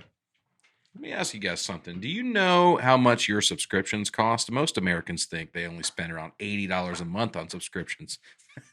They're wrong. When the actual total is closer to $200, if you don't know exactly how much you're spending every month, you need Rocket Money. Look, I've talked about it ad nauseum. I've got a problem with this. I'm subscribed to 100 different things. I lose track of it. Planet Fitness, I've got like a bunch of software I subscribe to and I forget about. It's a problem. I need to get on Rocket Money. You might know it as Truebill. That's what it's formerly known as. It is a personal finance app that finds and cancels your unwanted subscriptions, monitors your spending, and helps you lower your bills all in one place. It will quickly and easily identify your subscriptions for you so you can stop paying for the ones you don't want. Find the subscription you don't want and press cancel. They'll do all it for you. You don't have to worry about, filling out the form, calling a number. They take care of it for you. Over 3 million people have used Rocket Money, which saves the average person up to $720 a year. Stop throwing your money away. Cancel unwanted subscriptions and manage your expenses the easy way by going to rocketmoney.com/Nate. That's rocketmoney.com/Nate. rocketmoney.com/Nate. Boom. That is good though. My credit card actually reached out to me the other day and they were like, hey, did you make both of these charges? And it was like 2 different Apple things or whatever. And I'm like, I don't know. I don't know if I bought both of these things or not. I could be subscribed to things that cost exactly the same. Well, you can get on Rocket Money, man. Got to get that rocket. One thing I forgot to mention too, because I've talked before, I got my wisdom teeth out. Oh yeah, that was a big How how'd that go? It was it was good. It was. I mean, it is. I got put out, and sorry, I got put out. I can put to sleep. It is crazy. You just go like, it's just the guy. I remember he asked me if I knew. He's like, oh, this guy, and you're just like, yeah, I think and then you're just. Were you nervous? Yeah, I did laughing gas. Just to kind of like, because I was like having that panic, and then it was, but then, I mean, I don't really remember anything, and so yeah, it was good. Yeah, but I was nervous at the beginning. But no problems after. No, I had one. I just did the top ones. The bottom one's not like needs to come more. So I just did the top ones, and the one on my right, I mean, was like it felt like I didn't even have anything done. And then the left one, I think it was a little up there. Ours is a little infected, and it was so my mouth has been sore. Still a little sore. They say the top ones are easier than the bottom ones. Yeah. So that's good, man. Yeah. Glad I wouldn't but it mess was me up for weeks. Yeah. No, because it was all during Christmas and then whatever. And then I started eating bad though. That was the bad thing. Because I started eating some ice cream and then you're like, oh boy, just got down a spiral. Yeah. So what are you going to do? All right. That happens this time of year. I mean, that's what in Canada, that's what they were doing. We were eating, and then it was cookies and cake and pie, and I love that stuff. Oh, it's so I try good. to stay away from it real hard. So good. But it's delicious. Yeah, it's so good. All right, so this week we're talking about air travel. Good week to talk about. Yeah. Yeah. Let me ask you, big Southwest guy. Huge Southwest guy. A lot of people say now they will no longer fly Southwest. Are you with them? Ridiculous. No. I'll fly Southwest till the day I die. Even if you make it They're big? the only company I think I'm loyal to. Really? Yeah. And they handled everything that happened. I think they handled it the way, I mean, I understand a lot of people's Christmases were ruined and everything, but I think they handled it like you'd want a company to handle it. Where they came out and they were like, we messed up and we're going to do everything we can to make it right. That's what it felt like for me as somebody who was not personally that affected by what happened. I'm sure if you were there in the airport stranded for a few weeks, not weeks, but a few days, you'd feel differently. Yeah, my buddy Doug Brown, who made the music, Safety Suit, who made the music for this. They were in Phoenix, and I mean they canceled their flight, and it was on the 27th. He was supposed to come home or something, and they just go, "There's no more flights till after the New Year." Yeah, which was, I mean, that's a lot of days. So.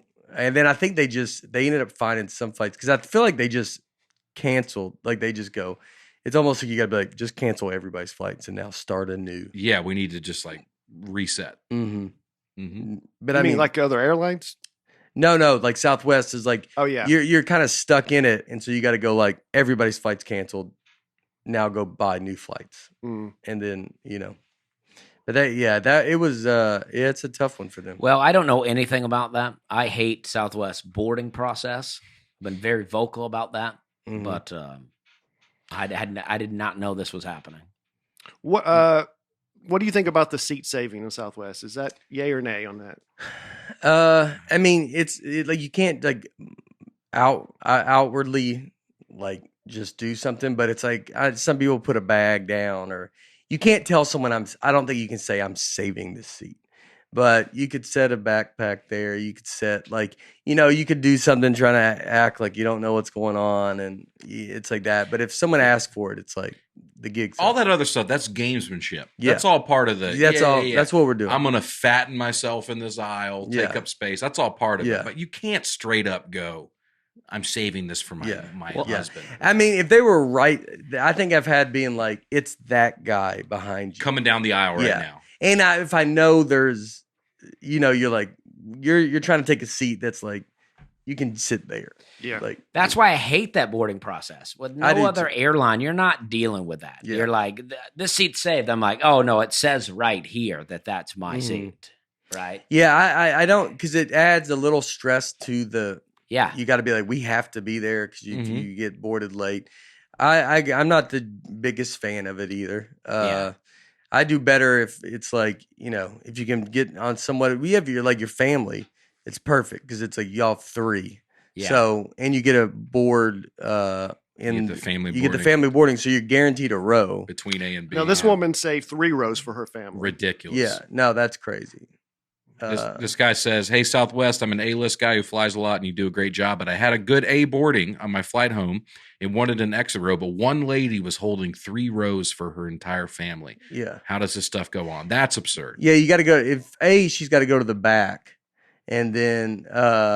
You just sit down. And then you can't, I know, but it's like, that's the thing is like that's it's like you have to be very nobody wants to have a confrontational moment with a stranger on an airplane. I got into a thing with some people in an airport. Yeah, well, you're different. I get into it with all that. Yeah, this lady had all the seats saved for her kid, but they were all running around, and I sat down and. Oh, this is like at the gate. One of those seats. Oh yeah. Okay. And it was just like. I mean, she finally confronted me. I just sat there. I heard her talking about me, and I just kept sitting there. And then she finally confronted me, and then I was like, well, there's no one sitting here when I came over. So then I got up, and then we could board. Yeah. And then they tried to cut in front of me and boarding, and then they cut in front of me. They were like, and then I cut in front of them again. I mean, it was a thing. Yeah. And then I had to sit next to the lady on the flight. Really? Yeah. How? That was our seats. Wow. Oh, wow. Yeah. I mean, it all worked out. That's why on Southwest you could have got away from her. Yeah. Like I was sitting there and she had to come down and go, I'm in this seat. Oh, wow. Yeah.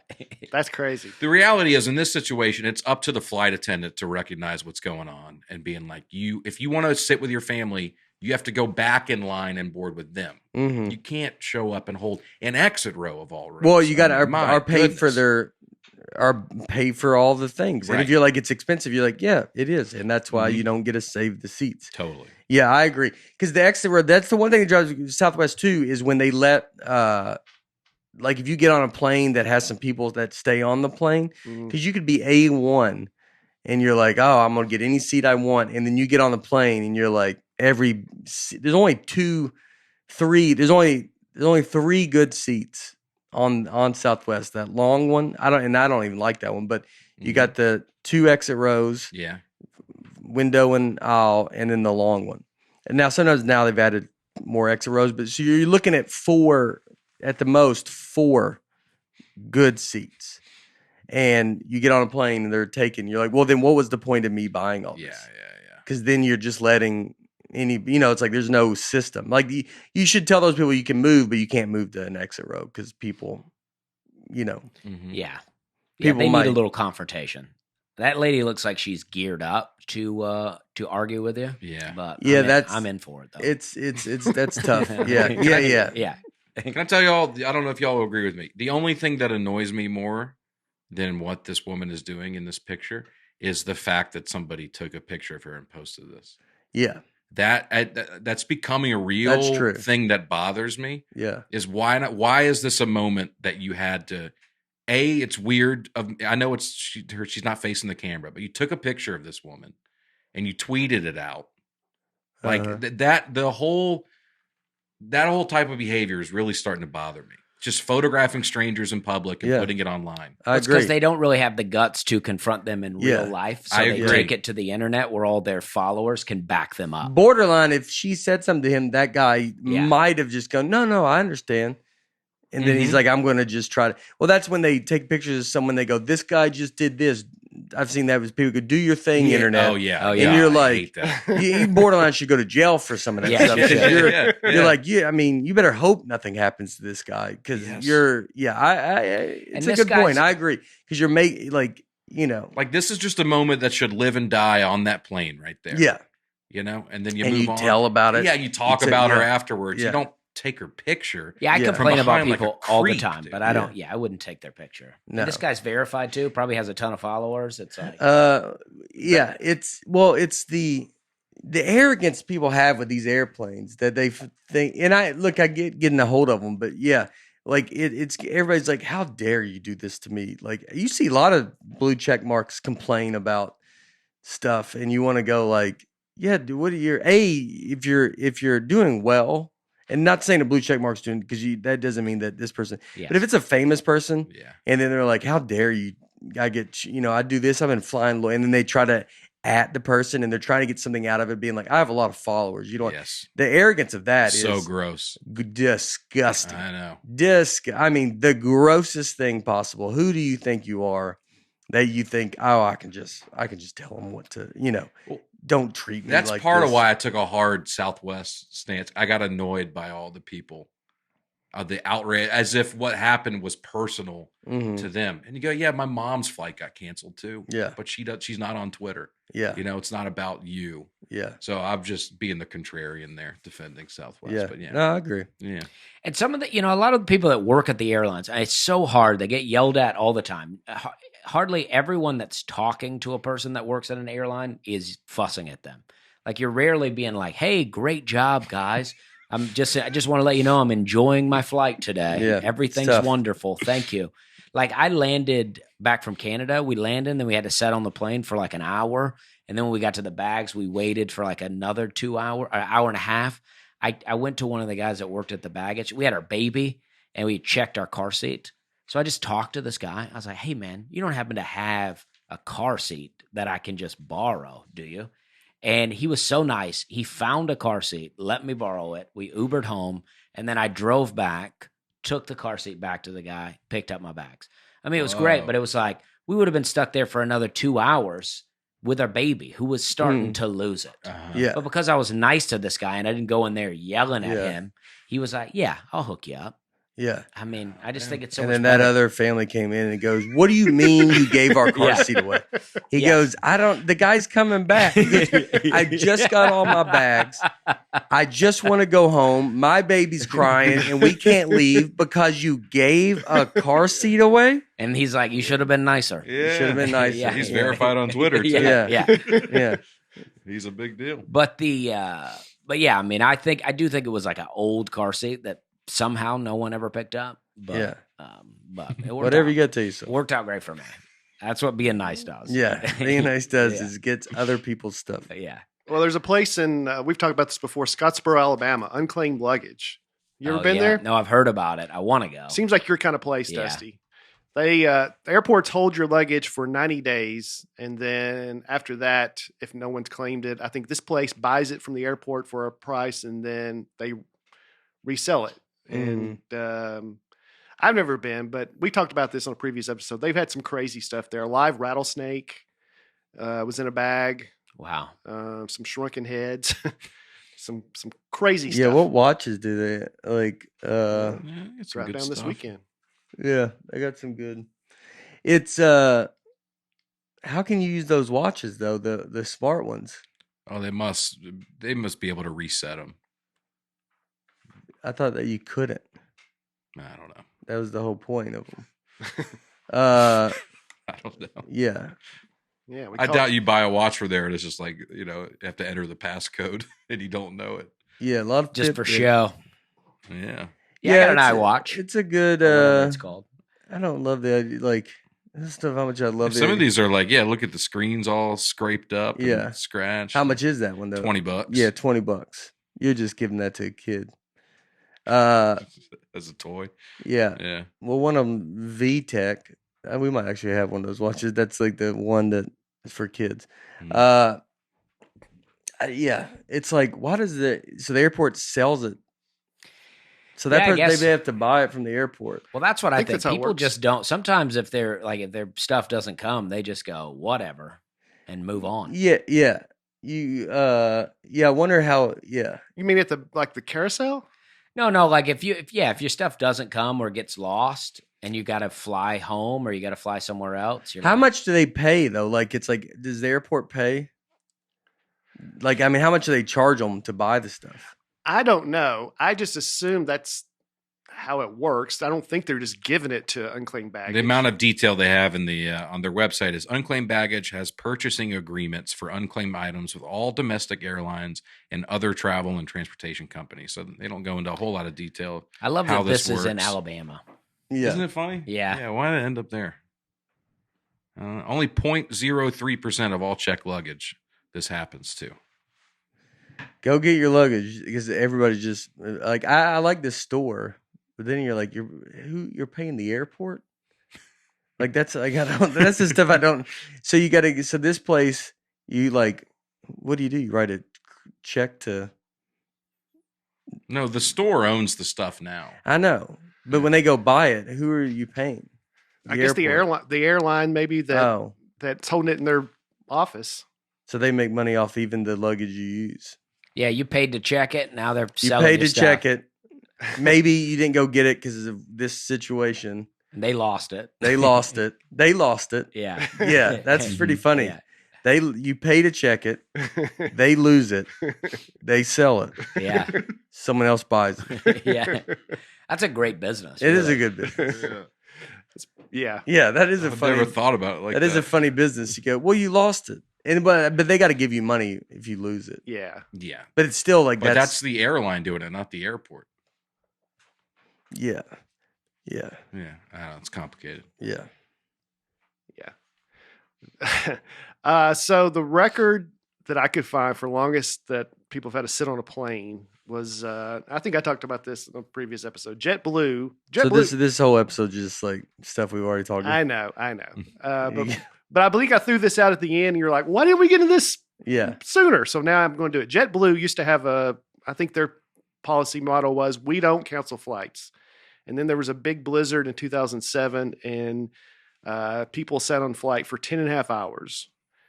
Why did they sit on? Because it landed in the runway and they wouldn't let them off? They were about to take off, and then it got so bad that they couldn't take off. But JetBlue's like, no, we're not canceling. We're not canceling. And they would not let them get off. And they sat there for 10 and a half hours. I wanted to start, after an hour, I wanted to start a chant that said, let us off. Yeah. Like, just let us off the plane, and then I'll make my way back to the airport. Yeah. Just let me out of here. Yeah. I wanted to go, let us off. I was afraid people wouldn't join. There was a guy playing a trombone. I was like, this is out of control here. Yeah. Was a guy playing a trombone? Yeah. I would have probably filmed that. Oh, Yeah. I think I may have got a little film of it. There was just out of no reason. Well, they announced he was going to come up and play, and he played a little song, and I was like, all right, okay, great. But then after that, after we sat there for a little longer, he started playing again from his seat, and I didn't really mind it, but it was like, it's time to get off. Yeah. Let's get off this. Yeah. So now there's rules. Department of Transportation says after 3 hours, they have to let you off. This is departing or... 3's too long. Yeah. Well, I agree, but I guess, I don't know why, but I'd say maybe an hour. Yeah. there's some crazy situations. After 3 hours, domestic flights, 4 hours for international flights, either departing or arriving. How about there's no crazy situation? What if they do the 3 hour rule and then they go, well, there's, this one thing happened once. So now you're, it's like, yeah, but it doesn't happen. So just be an hour. Yeah, I guess I was just like everything. No, I'm not mad. Yeah, I'm saying like the rules, it always ends up being, this one time, this thing, you're like, yeah, but that doesn't happen. So the everyday situation doesn't mean I want to be in your weird situation because you're going, one time it really worked out. Mm-hmm. Yeah, one time a bunch of horses were on the runway, and you're like, yeah, but that's not going to happen again. Yeah. 3 hours is a long time. Well, why not make sure it'll never happen again? Yeah, let's put up some fences. Yeah, not everyone gets in a wreck on the street, but let's put up some speed bumps to make sure nobody else will. Now the rest of us got to drive over the speed bumps every time. Yeah. And they go, well, one time, something this. That's what Hannah was telling me. Like all these kids used to swim at this one place where she grew up. They used to swim, like it was a big childhood thing for her. They all used to swim out there. It was great. Families would come. They had picnic tables. And then a kid drowned out there one time, and they wouldn't let anybody swim. And I'm like, it's like, that's a bummer, right? It's like, it's unfortunate that guy drowned. Yeah. But don't take this away from us because that guy was a weak swimmer. You know what I mean? Do you know what I mean, though? Yeah.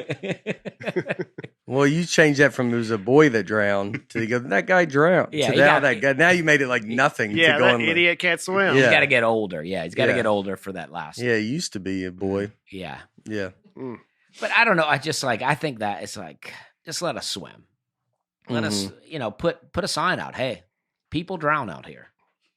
Yeah, there should be a lot more at your own risk. Yeah, don't let it be you, but people do drown out here. You word it a little better, but kind of sign. Yeah. Hey, just a heads up. They should have you walk around. Yeah. It just, you go, hey, what are you having? Yeah. Hey, you still having a good time? Yeah. You still having a good time? Ahoy, matey. I just watched Andrea Doria last night. Ahoy, matey. Don't be a weak swimmer. But it's like, imagine being that family now, especially if you're like the other kids at school, like if that kid has siblings, and now they're all like, oh, because of your brother, we can't swim at the, That's the real tragedy in all this. Yeah. I'm just saying, the tragedy, it's a big deal. Right. I get that. You know what I mean? Yeah, put a lifeguard out there. Yeah. All right. Yeah. This episode is sponsored by BetterHelp. I can tell you some guys that need that right now. When you are not at your best, you can. When you're at your best, you can do great things. But sometimes you're not at your best, and life gets busy, and you may feel overwhelmed, and you're not showing up in the way you want. Working with a therapist can help you get closer to the best version of you. because when you're talking things out, you can be more prepared to take on everything that life throws at you. I would say that with if you can wrap your head around what's about to happen, you can handle it better. If you can wrap your head around that this day might not, like, this day is going to be a crazy day, you end up having you end up handling it better. Look, if you're down, if you're, we've had a lot of people listen to the podcast and stand up, and they can be going through stuff, and it's go talk to someone. BetterHelp is a great option for that. It is convenient, it's flexible, affordable, and entirely online. You fill out a brief questionnaire to get matched with a licensed therapist and switch therapists anytime for no additional charge. It truly is. If you feel down, you feel through all this crazy stuff, you have all these, look at all these crazy thoughts about, I get mad about ESPN.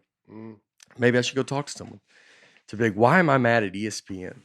But I'm furious at them. Go get help. If you want to live a more empowered life, therapy can get you there.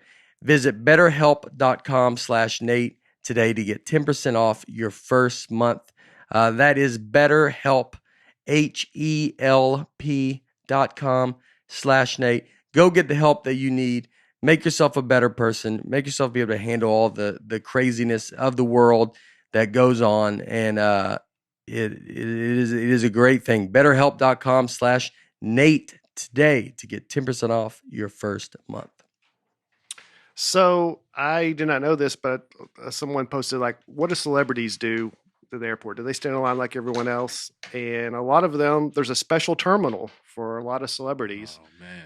And they go to this special terminal, they do the checks, and then they're driven by a car to the plane. Chrissy Teigen tweeted about this and how she does it. And apparently this is a pretty common thing. I guess you do this, Nate, but I've done, there's one in LAX. Yeah, I think that's probably the one. Is that the one does she live in LA? Yeah, you pay membership for it. They do the same security private and take you to the plane in a car. Yeah. Yeah, I've done it once. There's a room. You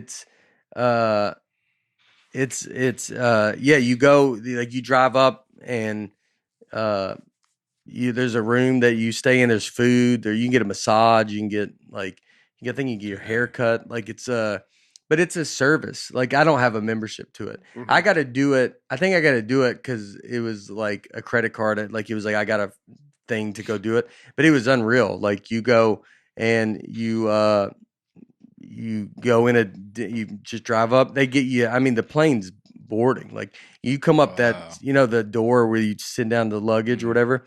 They drive you there. You come up the stairs. You might board before anybody's even on the plane. You're maybe the first person and then they kind of like sit you in that way.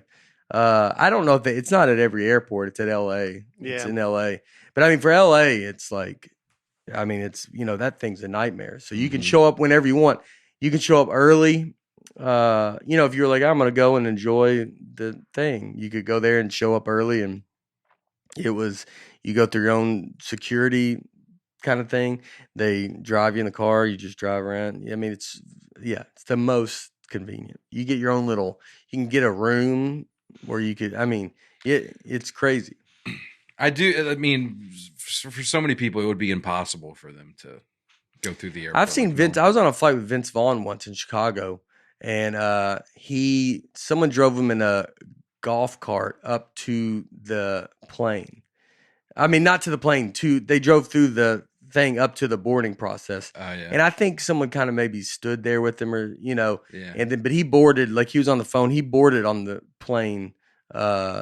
Normal. But it was, it's like, I don't think they have him. He couldn't just go sit in everybody else. Yeah. Because it was like too many people would have came up to him. Right. But I know then a lot of them, but you see people, but a lot of them will be in the airport like normal. Oh yeah. I know Rory Scovel met Ryan Gosling and they were just going through TSA together, and they were in the lounge together. Mm-hmm. So, I mean, I think they go up to that lounge or whatever, and maybe they're just pay for it. I'm sure if someone's super famous, they're just like, no, just go on in. You can come in. Yeah. But you can, I mean, because you can pay for everything, you can pay for everything. So that's what they're doing. But she pays for something like that. But that one is crazy. That one you're not even remotely. You're at a different thing. It's wild. Yeah, and they're like mega famous, mega rich. Yeah. Yeah. Yeah. They pay. I mean, because I don't want to ruin people's perspective of me, but if you fly a lot, the airlines will just give you things, right? So American Airlines gave me an Admiral's Lounge membership. Yeah. So I could just go in there, right? And it's awesome. Yeah. And I don't need it. People are not hounding me, but I'm like, I get free snacks. I get better Wi-Fi. I'm like, this is what I'm talking about. And it was just free. They were like, here, take this. I bet they ask you, so then they ask you to leave. Yeah, they're like, ugh. Well, if you get like credit cards, I mean, everybody, you get benefits from, if you travel a lot, you're going to, if you're diamond, I think I'm diamond with Delta, like it's, you just end up, because you fly a lot. Right. You're these things. So you get, have you seen the Southwest Lounge at Nashville Airport? I've never seen a Southwest Lounge. Okay. It's the smoking room. Oh, okay. That's what I always That's funny. Yeah. That's very, It's I've gone into I've never been a big lounge guy. I like walking around the airport. I've done some lounges a little more just because if we have a group of us, it's like just to go sit down. But I don't mind strolling. I kind of, just walk around. Mm-hmm. I don't hate an airport. I don't mind the whole, as long as I can go through it without the stress. I mean, if you get look, if there's a ton of lines and and you got the stress, it can be very stressful. But when you get through security, I don't mind. And you got time to kill there? Got a little time to kill. You walk around a little bit. I just walk around, go look at stuff. Moving platforms, walk on those. I'll avoid them because I'm trying to prolong the walk. But if you walk at a good speed and you're on that, you can get a little breeze on the face. Yeah. You try to get to the breeze part. Yeah. You look like a superhero. Yeah, it's fun to get a little breeze going. Mm-hmm. Well, Nashville Airport, I didn't know this, was the first, maybe still the only airport in the country has its own beer and liquor license. Yeah. Oh, wow. Meaning you don't have to stay in the restaurant area with your drink. You can take it anywhere. You can't take it on the plane, but you could take it right up to the gate. Oh, man. I used to work for a PR company here in Nashville, and one of their clients was the Nashville Airport. Yeah. I remember it was a very big deal when that happened. It was the first airport to let you carry beer around. Yeah. And they were stoked about it. They're like, this is going to set the Nashville Airport apart. I think a few others let you do it now, though. All right. It is a good idea. Yeah. The Nashville Airport is a lot of fun. They were the first one to allow Ubers and Lyfts, too, at the Nashville Airport. Really? That was a big deal. Yeah, Nashville Airport's good. It's like when they're going through this, fixing it, there was times you're like, oh, this is awful. But, it's about to get, that hotel's about done. Like, Nashville Airport. I was saying that we're at the Titans game. We're talking about Nashville's about to be insane. Yeah. We're going to be Chicago, I think. You're going to, it's in Austin, Texas, where they're like, oh, we're the same. Come on. Come on. Yeah. We play different games. All right. Yeah. We're a major city, and the stuff that they're building with the dome, and they're going to have these restaurants and all this stuff on that river. And Nashville is going to be crazy and beautiful. And it's super fun. Yeah, the airport, I boarded on Thursday and then flew back on Sunday. By the time I came back on Sunday, this new bar had opened up where the Starbucks used to be, and it was just this awesome wraparound bar. I don't drink. It's not going to do me any good, but I was like, this is awesome. About Old Red in there? Yeah, Old Red is right there too. Yeah. Yeah. Nashville is blowing And up. they got the new, which I tried it. It's a lot of fun. They got the little store where you don't have to check out at all. You just grab stuff and leave. That's a lot of fun. I did that. I did just to try it out. Yeah. It's a little creepy. It's creepy. It is but I creepy. wanted to try it. It's crazy, dude. It's great. Did you have to tip? No, there's no tip. There's nothing. I know, I'm just joking. Because you did everything at the airport. Oh yeah. But that story is crazy. It feels uncomfortable. I think everybody. You're always like, this stuff is cool, but there is times where maybe it's the older you get, the more you go, you're like, we don't even need this. Doing Yeah. I'm just walking out, and then, you're getting closer and closer to be like, there's a chip coming. Yeah, that chip's going to go in some, because you're there. Maybe it's just your eyes or it's something, but it's like there's I watched. There's a chip coming. Yeah, I mean that's how I think they have some grocery stores like that now too. Do you remember it's Amazon. it was like it would be like the mark of the beast. You would think like how could they ever? Yeah. When you first heard about it, you're like, well, how could they put a chip in? Who would take Who would take it? Why would you ever be talked into it to going like, yo, dude, it's in my lifetime. It's like, there's a chip coming. They were talking like, you're like, and you're like, you see how they could make you do it. Because you would always go, well, why would anyone take that? Knowing what would happen. How would they even bring up to put in a chip? And then you're like, I don't want to have to carry this thing everywhere. Yeah. Yeah. And now you're like, I want to eat. You put a chip in your dog. Yeah. That's true. People do put chips in their dogs. Yeah. That's crazy. Well, I see that a little bit different than a human. I'm saying it was not a crazy idea anymore. Yeah. We're putting chips and stuff. Yeah. So there is a. I watched Divergent all weekend too. You ever watch that movie? No. The Divergent. No. That series? Yeah. It's like a Hunger Games. It's like a teen. Oh, okay. Yeah. I went through them all. It was great. I'll check that out. Yeah. Oh, that's great. So there has been a plane crash at the Nashville airport. Oh, jeez. Bad news, Bates. I know. Yeah. I know. This is an interesting one though. 2013, plane from a Cessna from Ontario, Canada, flew to Nashville, circled the airport for about 2 hours before crashing on the runway and bursting into flames, killing the sole occupant. The burning wreckage went unnoticed for nearly 6 hours because it was obscured by dense fog. And then someone finally noticed it. Turns out it was a drunk guy who was stalking Taylor Swift. And he'd written her letters and flew to Nashville to stalk her. I remember this. Yeah. That's wild, dude. Yeah. See, that's why Taylor Swift can't go through the airport normally. Yeah. That's why you got to get the special treatment. That's crazy, man. Well, Taylor Swift, she spoke to NYU graduation, I guess, spring of 2022, and she said that her secret on Southwest, she says she flies, I guess she used to fly Southwest, was she and her mom would get in a fake argument with each other in the boarding area, so nobody would want to sit next to them. That's interesting. Yeah. Yeah, that's a way to do it. Yeah. I doubt she's flown Southwest in a while. I would argue that that's never happened, and they've talked about that's what we should do. That's what I would argue. Probably. Because it's like flying Southwest. Yeah, because you're like, when would she definitely would have flown Southwest. Didn't you say Henry sat next to her on Southwest? That's what. Yeah, I've heard that. I don't know the details of it. Okay, but I think that happened. Yeah. Mm-hmm. So, you think that Ticketmaster stuff? That stuff is crazy to me. I know. Because it is. It's like Ticketmaster that's insane. They're awful. And then and they have a monopoly on the industry, which is frustrating. Yeah. I have to use them all the time. Yeah, you have no choice. A lot of your shows are Ticketmaster. Yeah. I don't know how to make them not. Yeah, I choose not to. It's through the venue, right? They have these contracts with the venue. Yeah.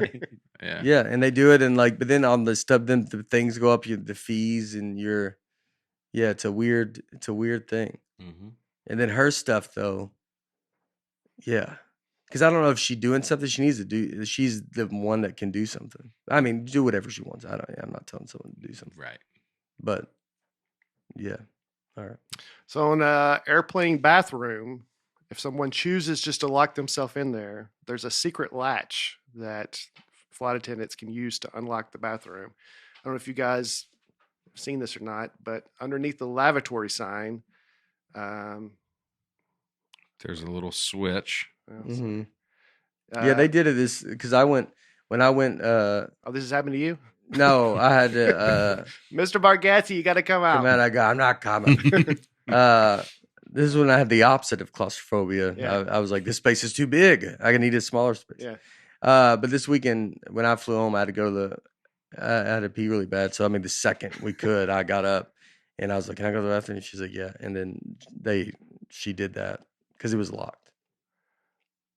They locked it when we took off. Okay. So then when I went up to go pee, she had to unlock it because it's been locked. And so she opened. She did. Oh, okay. I didn't really so pay the attention. normal lock wouldn't have worked, I guess. No, because she did The normal lock's on the inside. You're the one telling me there's a way to do this, and I'm telling you that they did that. I got you. I was what brought up confused. this whole conversation was the fact that you're showing a thing about how they can unlock and lock it. Well, from the just outside. unlock it. I didn't know that. Yeah, I was confused why if no one was in there, it would have been locked. But If they can unlock it from the outside, would you assume they could lock it? I hadn't really thought about No. it. There's nothing like I could having. also go live in a park. I watched that's another Seinfeld, the Kenny Roaster. Yeah, Kenny Rogers. When Kenny Rogers Roaster, and he goes, "Why don't we move? What do we switch apartments?" And Jerry just goes, "I could also go live in the park." Like, it just Oh, he wants to move in. Like, let's move in here. No, he You. said switch. He goes, "Let's just switch apart." Yeah. He goes, "I could also go live in the park, Yeah. or I could move out and then you knock all the walls down." Like that was. He's yeah. like, these are load-bearing walls. Yeah. There was a British Airways flight. I got this from the Nateland Facebook fan page, by the way. Ooh. British Airways flight that was forced to turn around because someone used the bathroom and the smell was so bad they had to turn around and They come had to back. turn the plane around? Yeah. Mm. I'd be like, don't. I mean, I guess that's awful smell, but I'd Yeah. be like, I don't. Open a window. Yeah, let's. Yeah, exactly. Yeah. I would really go hard. Y'all can't crack a window. Dude. Yeah. Yeah. Like just give one, go down a little bit. Yeah. You can't. Those pilots have to open a door, open a window, just a quick 2 minutes, Yeah, recirculate. recirculate it. How bad? Max. What are you eating? Yeah.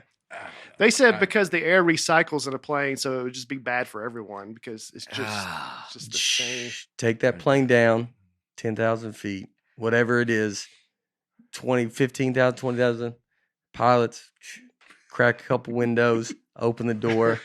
Emergency exit Super doors open easy. for a Yeah. second. Yeah. I mean, you could probably they can't crack, but I you think could they open could crack, you could open the pilot's windows up in the front, Mhm. open open it, little quick, breeze through here, shut it, head back up. We're all good.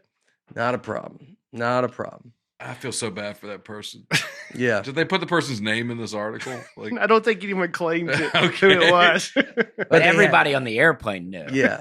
yeah. He comes out of there and you're just like, They were like, oh. Yeah. Do not Yeah. go in there. Yeah. Do not go in there. Do not stay on this plane. yeah.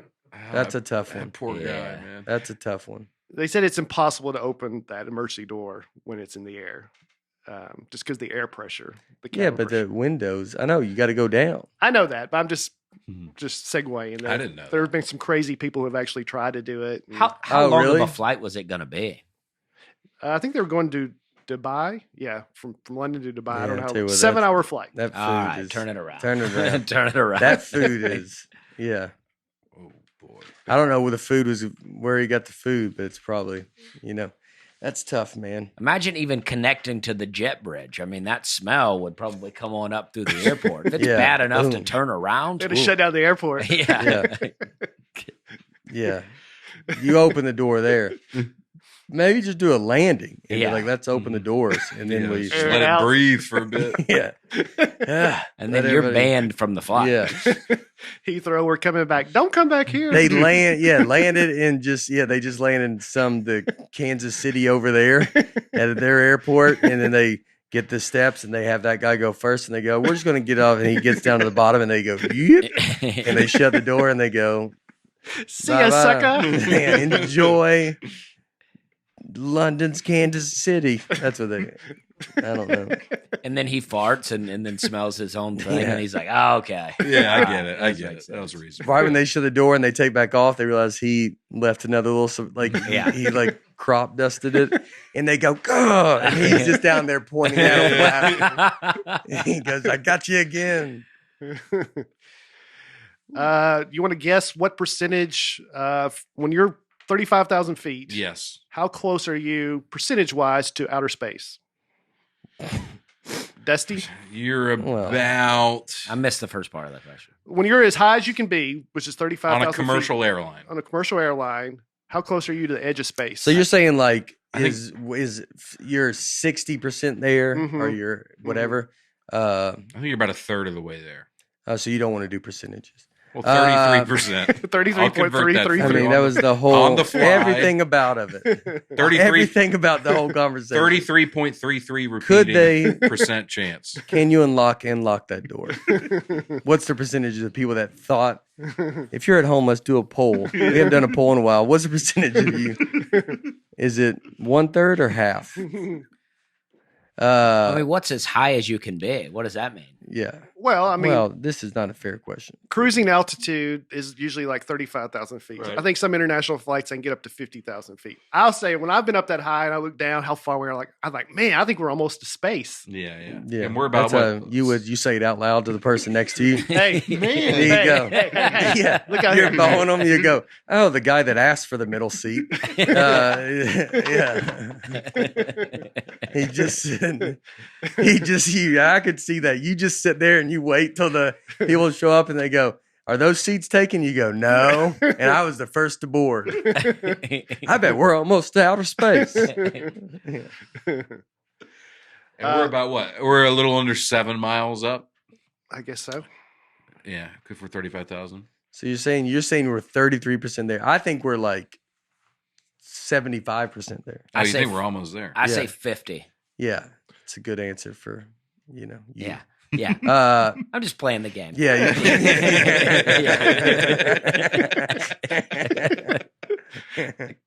We're 7%. Whoa. Oh, we're not even close. Not even close. Wow. Yeah. Wow. And we're not high enough to see the curvature of the Earth. That I know. Never are. Yeah. Never are. God, no one ever gets up that high, dude. No matter how high they get, they never. You just can't see it.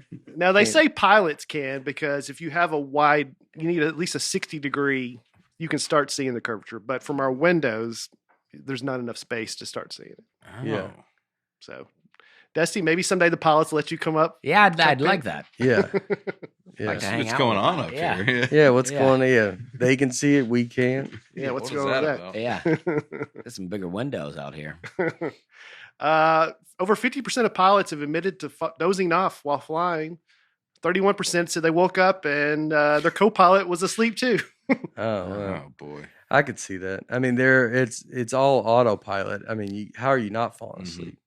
Yeah, there was an Ethiopian flight back in August where they both fell asleep and missed. Just because it's Ethiopian is funny. Yeah, it I seems don't know like yeah. That made me laugh. Like You I just said know it. this, but I'm not looking at my There's an notes. Ethiopian flight. Like Yeah, it's an airline. there's that guy. Everybody's got a lot of room on the seats on that flight. Yeah. Sorry, that's for you. Always Ethiopian are the skinniest people. Like, yeah, especially everybody. growing up. That's got it. Yeah, Growing up, it was all about funding Ethiopia. Yes. Yeah. So growing up, the picture you have is that everybody you can sit wherever you want, dude. 'Cause they're- Well, both pilots fell asleep and they missed their landing. And nothing happened. The alarm went off because they were on autopilot. And then they woke up and they landed like 25 minutes later, but they were both asleep. And how'd they miss it? They just kept going. Yeah, it was on autopilot. And then once they missed when they're supposed to start descending, the alarm went off. And I guess that's what woke them up. Yeah. And then they had to relay back, hey, I'm just having a little technical difficulties up There you here. go. That actually makes me relieved that there's They're getting rest. A, that they're getting rest. Yeah. But B, that so much of it is automated that there's less risk for human error. Oh yeah. You know? I thought I always heard they land just because they want to land. Like it would land. It would be. I'm surprised the plane didn't just start going down on its own. Like, yeah. You gotta set your alarm though. Be like, we're gonna be there. I could see nodding off. You would want the other one to be like, look, I'm gonna nod off, then you nod off. But it's got to be just like you're just that hum of that plane in that seat, just looking at the just same boom. clouds. Like we're just, all ugh. people can nod off in the back, and so if you're on like a 13-hour, I mean, how are you not? Just It'd be weird out? if they were like dialed in. Yeah. just, like, On edge, long flights, I learned pilots, there's a secret area above first class where pilots have beds and they can go up there and sleep. Good. Yeah, I mean, I bet I bet there's times you go to that cockpit and you're like, hello, no one's in there. They're both up there. Both up there asleep. Yeah. I mean, you're watching movies or you're doing something. Yeah. Mm-hmm. It's cramped up there too. I've never been. I've never. They won't let me go up there. You haven't seen it though. Like when you see them, like oh yeah, you can look in there. when you see them go sit in there. Yeah, I'm not. I don't think anybody there. I just walked up. They're there. not gonna let you in there because they don't want you exposing anything. Yeah. Well. Mm-hmm. Yeah. Yeah. One day though. So airports charge landing fees to airlines.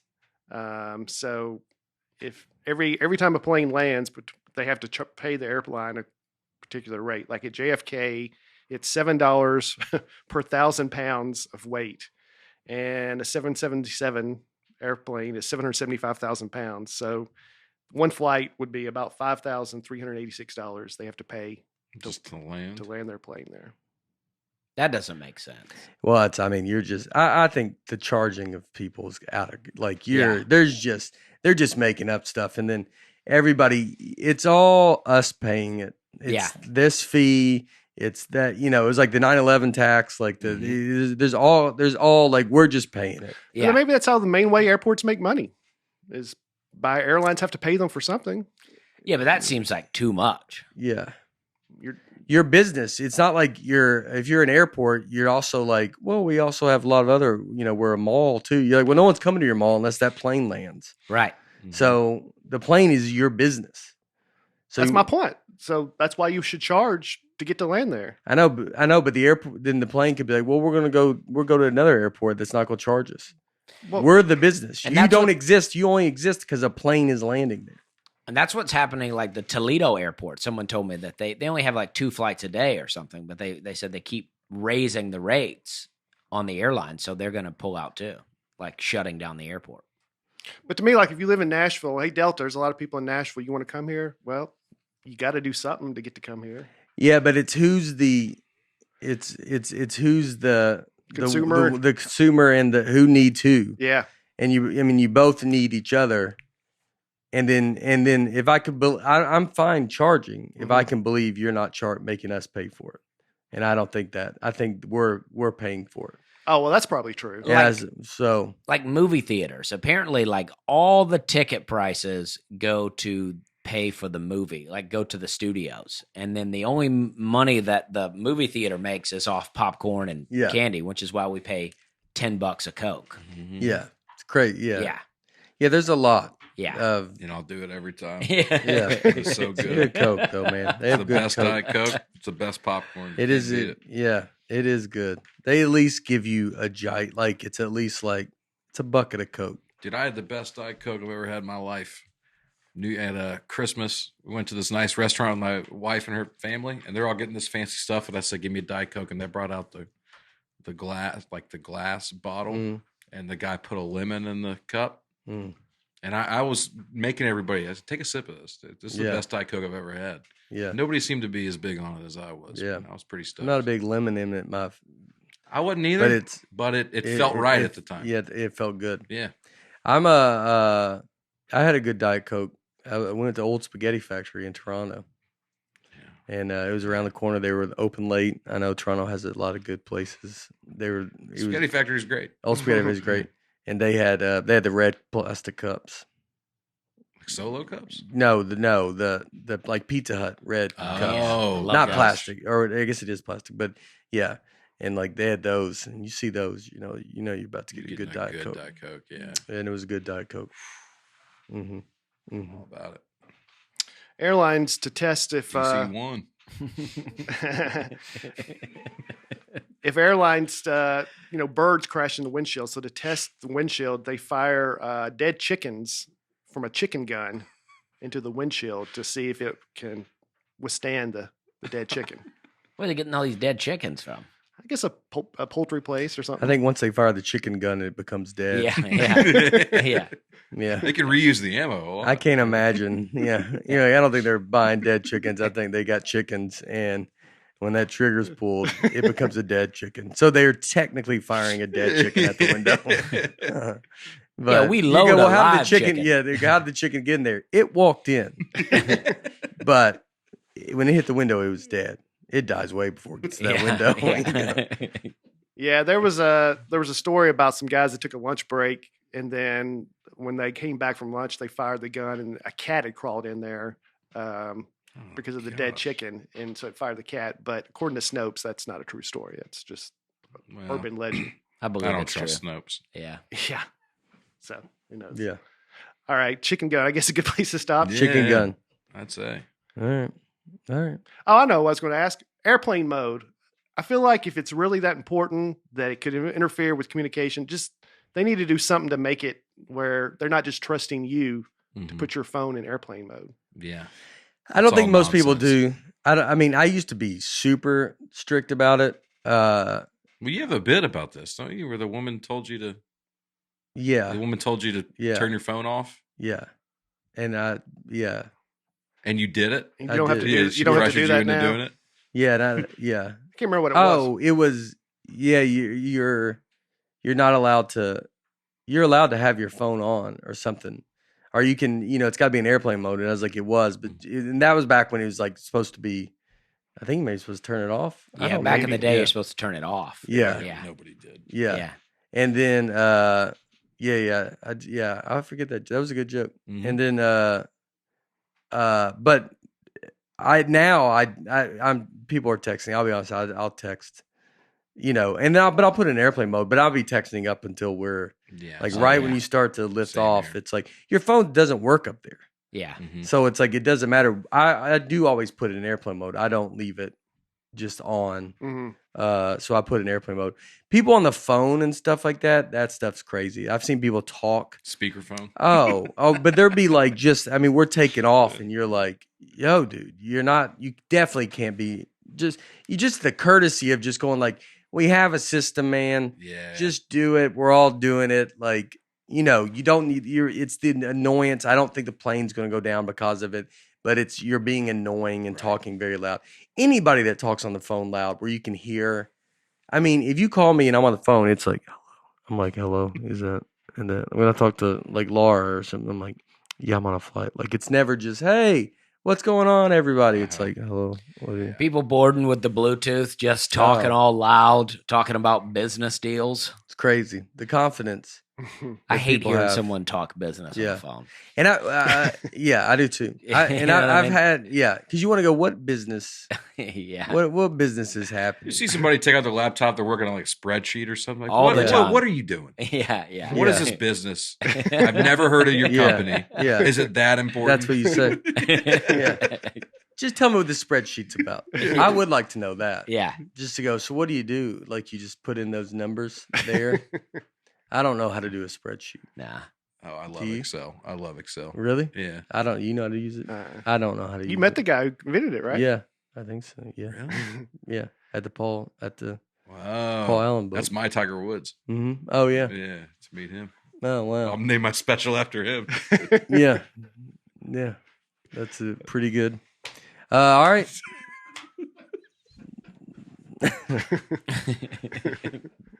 That is funny that it's your Tiger Woods. That I do admit that's a very funny. Oh, thanks, man. Joke. I couldn't finish it with a punchline, but No, that was the punchline. That my Tiger Woods would be the punchline. so then whatever the equivalent of Hello World would be for Excel. Oh yeah, I yeah, couldn't think of it. yeah. Excel. Yeah. Mm-hmm. I did mention. Yeah, it is. It's a nod to Tiger Woods, the Hello World. But it's like I did it because it's like a very warm greeting. Mhm. I came up with the idea the greeting. I just wanted something to be like Tennessee Kid, the greatest average rate. Like it's not about a joke in the thing. Mhm. And so Hello World felt very welcoming I like and it. polite. And then I was like, oh, and then Tiger said it. And so that's fun. That's perfect. And- Serendipity. Yeah, there you go. Sarah. I don't know her. Sarah Ann Dippity. Old Miss Dippity.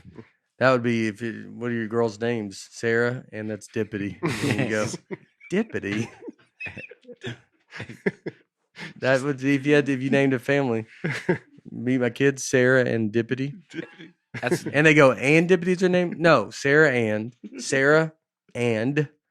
her name is Dippity. it's like Goofus and Gallant. Remember that out of the highlights magazines? Goofus and Gallant. No. Am I the No. only one that knows about this? Yeah. Are those the magazines they you used to write yourself? Yeah. You don't remember Highlights Oh, I magazines? do. We were just talking about because they're in doctors' offices. Where you have Yeah. to find the stuff. Yeah, in. but there would always be comic book characters, Goofus Yeah. and Gallant. It would be like, Gallant helps the old lady cross the street. Goofus pushes her down, and it's like, it would be like just, and so it's like, maybe don't name your kid Goofus and he won't be acting up. Yeah.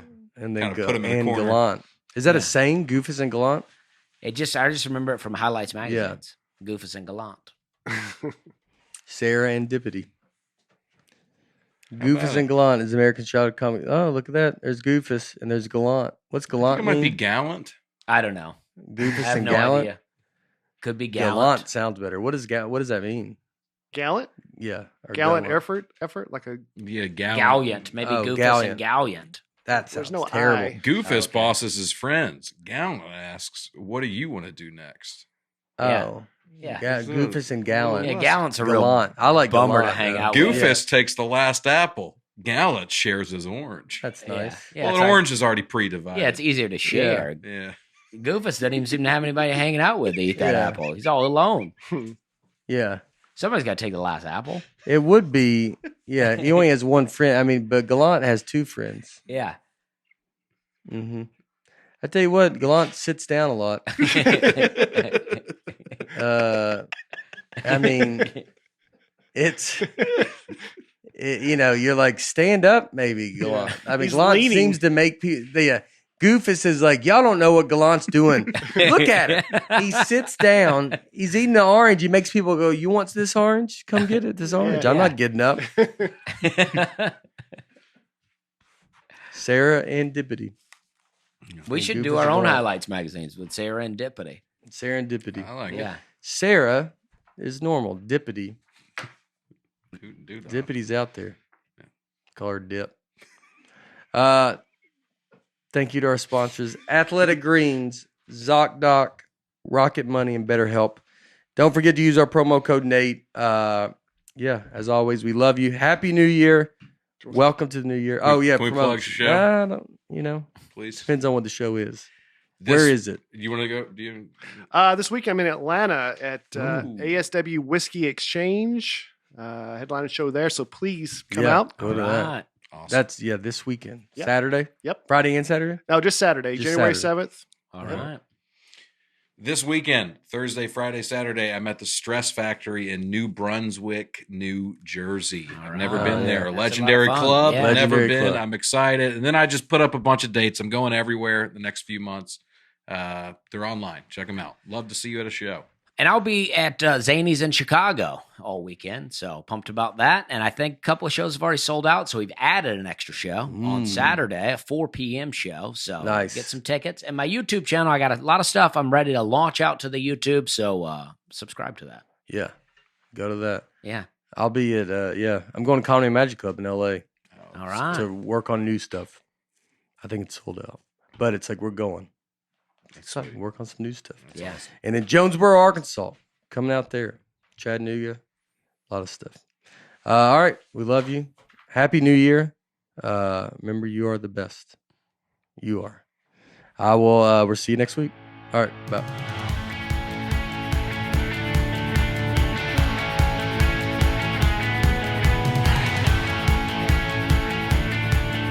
Nateland is produced by Nateland Productions and by me, Nate Bargatze, and my wife, Laura. Recording and editing for the show is done by Genovations Media. Thanks for tuning in. Be sure to catch us next week on the Nateland Podcast.